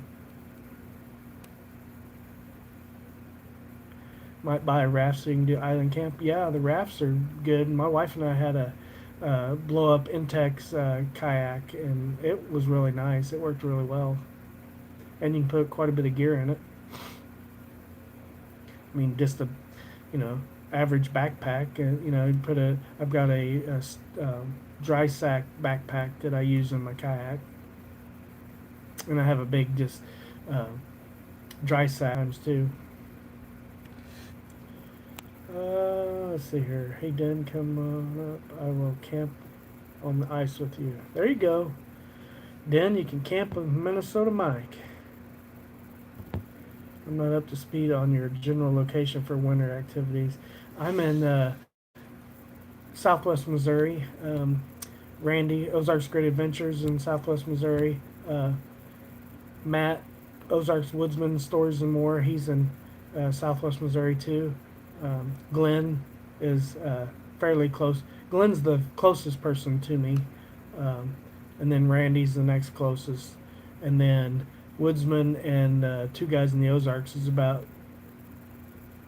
Woodsman's a little closer to me, but Matt, two guys, is only about 2 hours from me, hour and a half. Hey, Woodchucker, appreciate you coming in, man. Appreciate you catching the end of our live here. I'm probably not going to go too much farther than 2 hours tonight.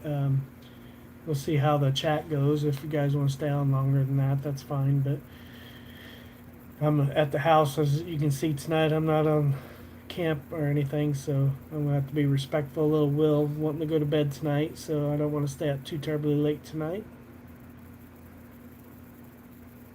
Yeah, Randy lives right outside Branson. I'm up camping some, has some downtime checking out your live stream. I appreciate it, Woodchucker. I appreciate you coming in. Yeah, we just went over, if you want to catch some of the earlier live, I just went over the winter camping gear checklist, kind of an outline. So it's been a really good live, a lot of good information and a lot of good ideas in the comments. It was an addition to the outline, so more geared towards extreme camping, but it kind of works hand in hand with any really type of weather, but it more geared towards cold weather, snowy weather. Let's see here. I'm up where CT or my meat heard it. Uh, Rhode Island and Massachusetts.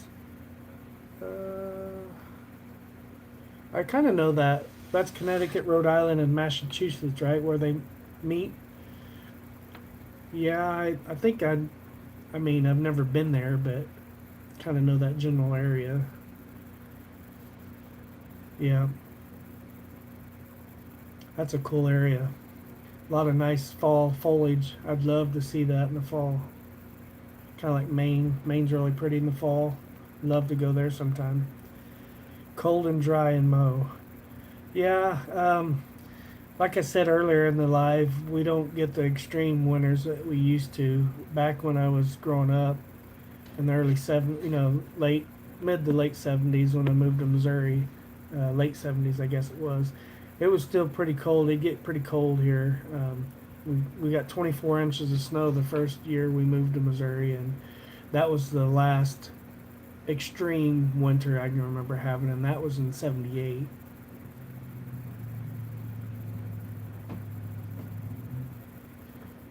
I like the glasses, looking good. Appreciate it, man. Yeah, these are my new glasses I got with the new UV protection, the blue blockers, their transitions. Um, Everybody thinks they're sunglasses, which they kind of are. They're transition prescription glasses, but the redness is the UV protection on the lenses. Same here. It doesn't rain like it used to when I was a kid. Yeah, the weather's changed so much here in Missouri. I mean, um, which is good, but it's not. I kind of like the winters, more harsher winters. I don't like the ice. I don't mind the snow, but as long as the ice and sleet, you know, we don't get a lot of that. But here in Missouri, I mean, it seems like we'll get more of that than snow anymore. They're new, cool, and those, yeah, yeah, I really like them. I didn't realize they would be so red tinted, but I do like them. You don't really see. You'll see if the sun comes out of the corner. Sometimes you'll get a little red hint you can see, but I thought they'd be red all the time. You'd see red, but no, you don't. It's just the protection of your eyes. It works really good, and the night glare when you're driving at night, it really helps. Randy's new place will be close to good fishing. Yeah, absolutely. That whole area is a really good area. I like that area a lot. That's a nice piece of property. I just wish he had a little bit better neighbors directly across from him. But like he said, I mean, he can flip that piece of property and make a good profit pretty easily.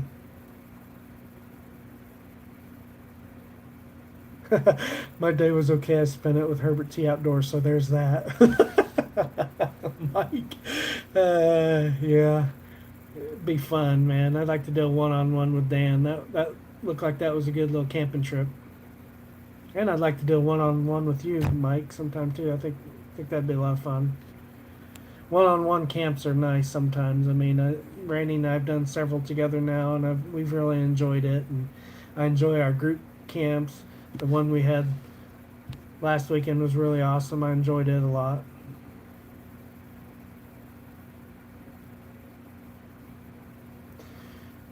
Drought in New England this year. Zip for rain. Last year too. Changes gear. Yep, for sure. Yep. Yep, it does. For sure. Droughts are never good. Looks good. Appreciate it, Woodchucker. Appreciate you coming in and spending your evening with us.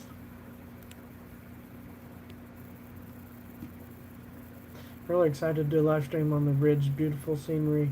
I get to carve a big log here in a couple of days. Yeah, I'm hoping I'll be able to catch that live. I've been having to catch up after your lives are over. Uh, just depends on Will, and us watching Will like today or yesterday. Last night it was father and son evening, so we had a good time. But I'm hit or miss on watching live so much anymore. But I do go back and watch after the live's over, so I've got a lot of catching up after being off of YouTube for a while. I've got a tremendous amount of catching up to do. Slowly getting them. I want to camp with someone. The closest person is small plots. I don't think he's going to camp with me. Oh well, that sucks, Chris. Um, you're not too terribly far from Tony from Random Adventures. He'd probably camp with you. He might even meet you halfway. Out in the middle of nowhere. Yep, that's awesome. I love that. That'd be a cool carve. You get to see it no matter what. Don't matter if it's live stream or you get to replay it. It's no big deal, buddy. Don't worry about it. Well, I mean, I'm gonna support you. If I'm subscribed to you, I'm gonna support you. Don't always hit everybody's lives. I know Mainly does a lot of sporadic lives, and I haven't hit one of his lives for a while now. So it's hard. You know, we're kind of busy. Everybody's busy, so I don't ever expect everybody to see mine. I mean, that's why I try to make mine more scheduled. But when you're doing stuff like you're doing and Mainly's doing, it's hard to schedule your live. It's hard to, like Randy, what Randy does. It's hard for him to schedule his lives because he does a lot of spontaneous activities that you can't really plan them out. So um, it is what it is, yeah. But watching the replays is this as much, and commenting after helps your lives afterwards as well. Just give it a thumbs up. Absolutely, Randy. Just any kind of comment helps. Mainly is always live lately. Yeah, he is. His lives do so good. He is doing great. I love his lives. His location's amazing. He's part of a good community as well.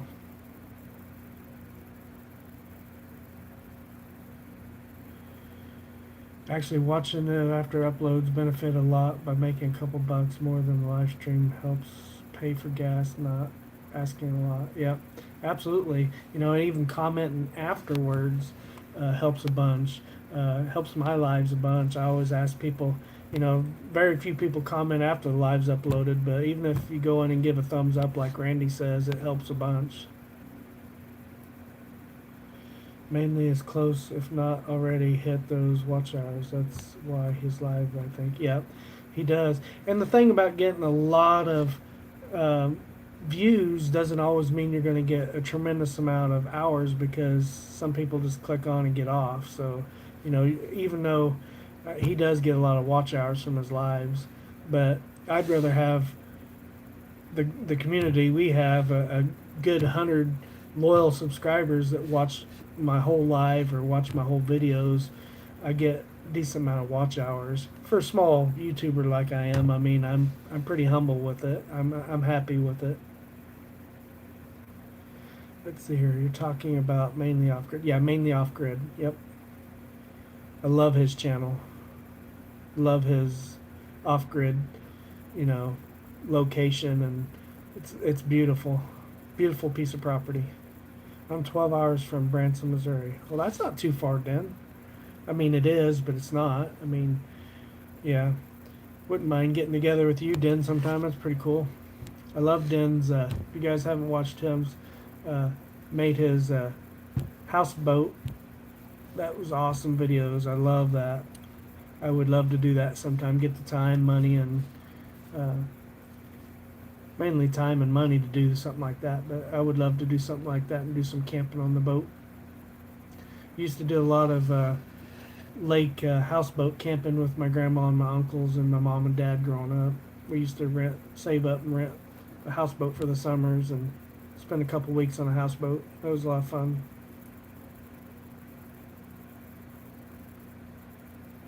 Make sure you make playlists so I can play them if I miss it. Yep, I do have playlists. I put everything except for my little bargain videos.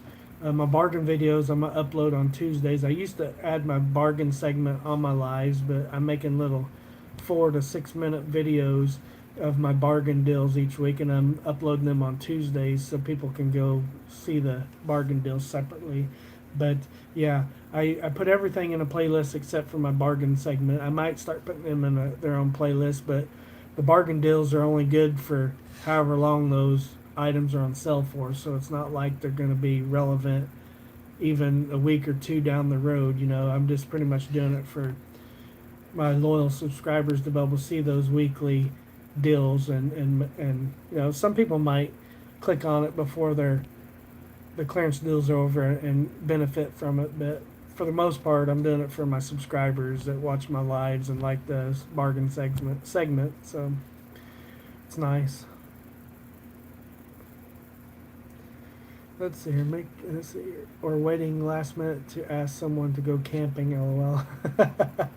Yeah, I mean, it's hard now. It's harder for me now that we've got Will now.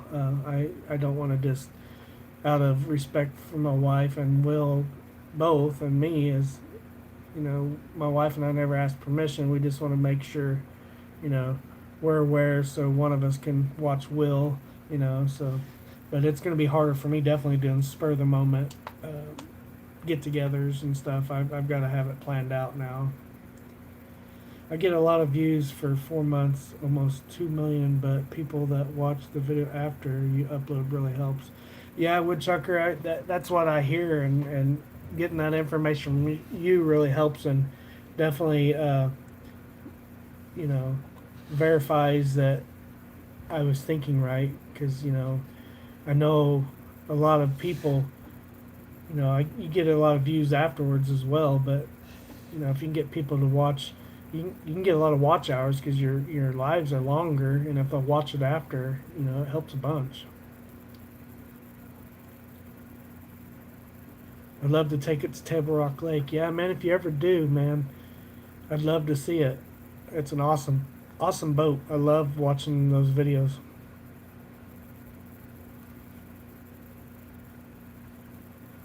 I appreciate that, Woodchucker. I really do.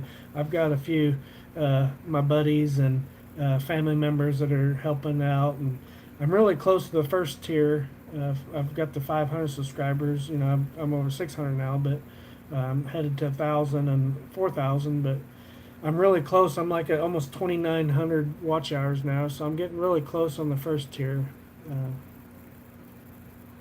Take care of your baby and wife. That's the most important. YouTube can soak up your time and create problems. You're doing the right thing. Absolutely. You know, and that's what I told my wife. I said, you know, you guys are my most important asset. You know, you guys are the most important to me. And my wife's always been super supportive of me, and she's really encouraged me to get back out and start doing YouTube a little bit more. And just for the fact that it is my outlet and my stress relief. So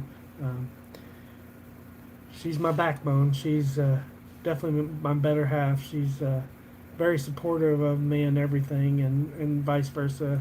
And we make a good team with little Will, so we enjoy it. We got a little angel. He's no baby's perfect. No baby, you know, is perfect, but if he could be perfect, he's as close as he can be. He's a good boy. Now that I've done it twice, being monetized, so it's rough doing it once. I had to do it twice. Ouch. That'd be rough, man. Woodchucker. Yeah, do it twice. I'll be done running your videos tonight. They have been running since last Monday. I appreciate that, Dan. I really do. I've noticed, and I thank you. I can't thank you guys enough. All of you guys, every single week. You know, I can tell, and my channel growth has been more than I ever thought I would get to. So I am very humbly blessed with the way things are going. I'm very happy. Very happy. Like I said, you know, getting the family we have, the community we have right now. I'm totally happy with that. I'm so glad that I've made the friends and the family that we have. It's been wonderful. Been seeing tons of deer lately. That's good. I figured you'd have a lot on your property, Randy, out there, so that's good. Yeah, I've been seeing a lot of turkey, and we've got several deer on our property here that we've seen a lot lately. And they know where they're not hunted, so they get smart and hang out on those properties more during this time of year.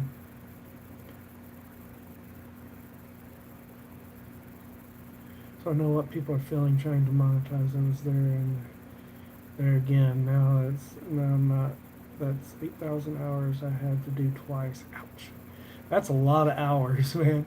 That's a lot of hours. Ozark's Great Adventure. I'll take care of them for you. Yeah, Glenn will wipe them out for you. Glenn or Woodsman, either one. It's good to have others who have ideas to share. Yeah, it is. It is Mission Wicked. And that's why I like doing these lives, not only building community, getting to know each and one of you on more of a personal level. To me, that's what makes YouTube better. Um, if I could never do an actual video again, I'd be fine with just doing lives. I know long form videos are important in shorts too, but getting to know everybody, um, feeling like I know you more on a personal level. That's why Tony at Random Adventures 2.0 did a Sunday Night Live for so long, because he enjoyed the family, he enjoyed the chatting, the conversation. It's well worth it.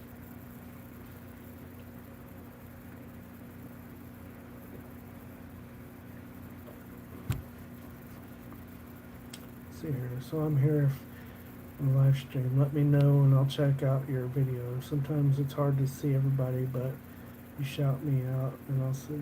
Go check it out. It depends on your lifestyle. I appreciate it. I really do. Yeah, getting community built up. But I also want subscribers. I know I need 1,000 subscribers, but I also want loyal subscribers that actually support my channel. I don't, once you get to 1,000 is one thing, but I want people that actually watch my, I don't want, when you go on somebody's lives, they want you to go subscribe to their channel and they'll subscribe to your channel, but you go and look at their channel and you're not interested in their content. I feel bad that I'm not going to subscribe to them because they subscribe to me, but you just can't feel that way. You can't support every single person and you can't watch every single content. I know everybody needs to get to that 1,000 initially, but I want also the subscribers that I have really support my channel, so I know I'm blessed in that aspect.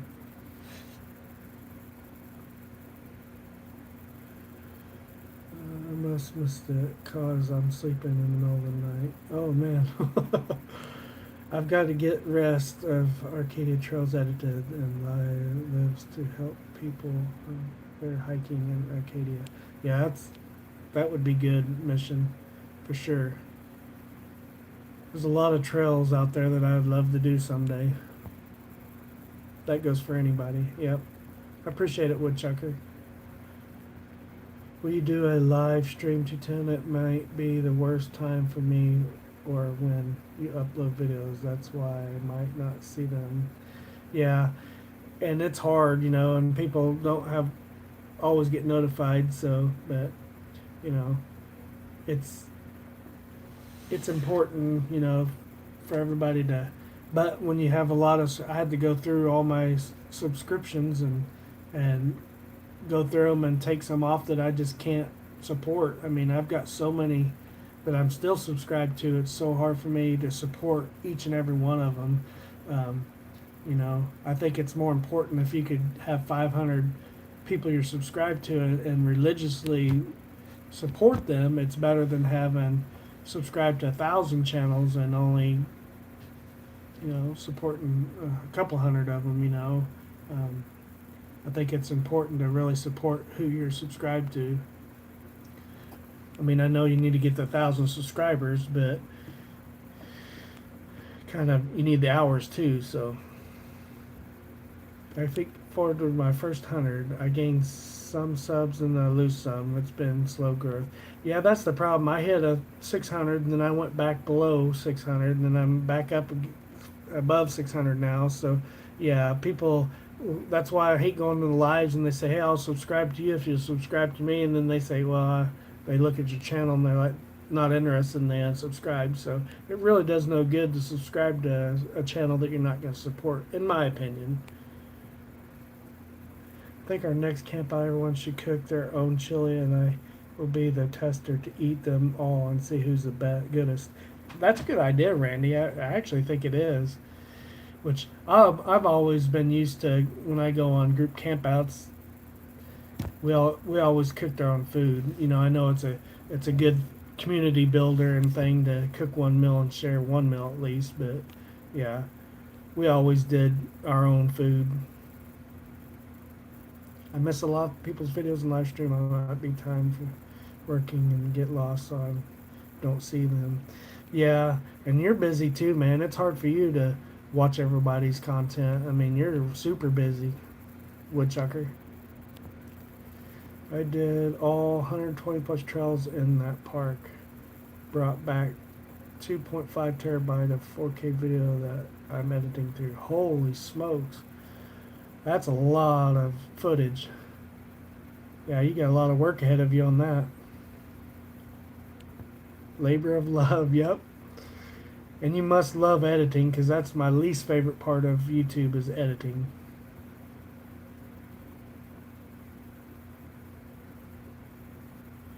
I lose at least 2 to 3 a day. I'm okay with that. Yeah, it's hard, you know. You'll get some to stay and some not. That's normal to lose amount of subscribers. Don't feel bad. Yeah, it's just part of it. I mean, you'll get people that want to watch and people not, so I don't get offended by it. I shot 2 videos last week. Went to open the SD card, had to restart my computer, and everything was gone. I had to buy a program for $100 to recover my lost footage. Oh man, that sucks. I've done that more times than none. Not more times than none, but a lot. It's frustrating when you lose. You know, technology's good when it works. 53 edited, 70 to go. Wow, that's a lot. Yeah, probably normal job, 48 side jobs. So I'm pushing 70 hours a week with chainsaw carving. Gosh, that's a lot. You can buy a thumb drive that plugs into your phone so you can save it on your phone instead of a computer. Yep. That's good advice. But yeah, like I said, I think I'm going to get off here for tonight so I can we make sure Will gets to bed and my wife gets to bed and we all get to bed because we're up every 2 hours with little Will, sometimes 3 hours. But I need to get off here and get ready to get everybody in bed. I'll be happy with 100 subs. Yep. You guys will get there. Definitely get there. Go hang out. Watch the baby sleep. Absolutely, Woodchucker. I appreciate you guys coming in, hanging out with me tonight. I really do. I love these lives, and thank you for hanging out. And everybody have a really good week, and you know, spend time with your loved ones and tell them you love them. And you know, I know life's short, and everybody knows that, but make sure you tell everybody that you love them when you can, and spend as much time with them as you can. I wish I could have spent more time with my older kids, but I want to make sure to do that with little Will and my beautiful wife and go spend some time with her. And I appreciate you, Minnesota Mike. I appreciate you, Ozark Woodman. Appreciate you, Woodchucker. Mission Wicked. Awesome. I appreciate you, Shy Guy. Appreciate you. Outdoors with Den. Appreciate you, brother. Randy. Ozark's Great Adventures. Woodsman. Appreciate you. Everybody, I thank you. Thank you from the bottom of my heart, man. I appreciate you guys. Have a blessed week. And if I don't see you, I'll see you at least next Monday. Look forward tomorrow. Tomorrow morning, my bargains video uploads at 6 a.m. tomorrow. So look for this weekly bargains that I came up with for you guys. Hope you enjoy it. Yeah, have a good night, Randy. I appreciate you. Yep, I appreciate you. Everybody sub up to each other. Appreciate you. Bye, Glenn. I appreciate you. Thank you for coming in. Thank you for coming in, Woodchucker, and sharing your evening with me. I know you're busy. I know all of us are busy. I'm sorry I forgot anybody else that came in. I think I've got most of everybody that's been in. So I appreciate you. We'll see you guys next Monday. Have a good night, guys.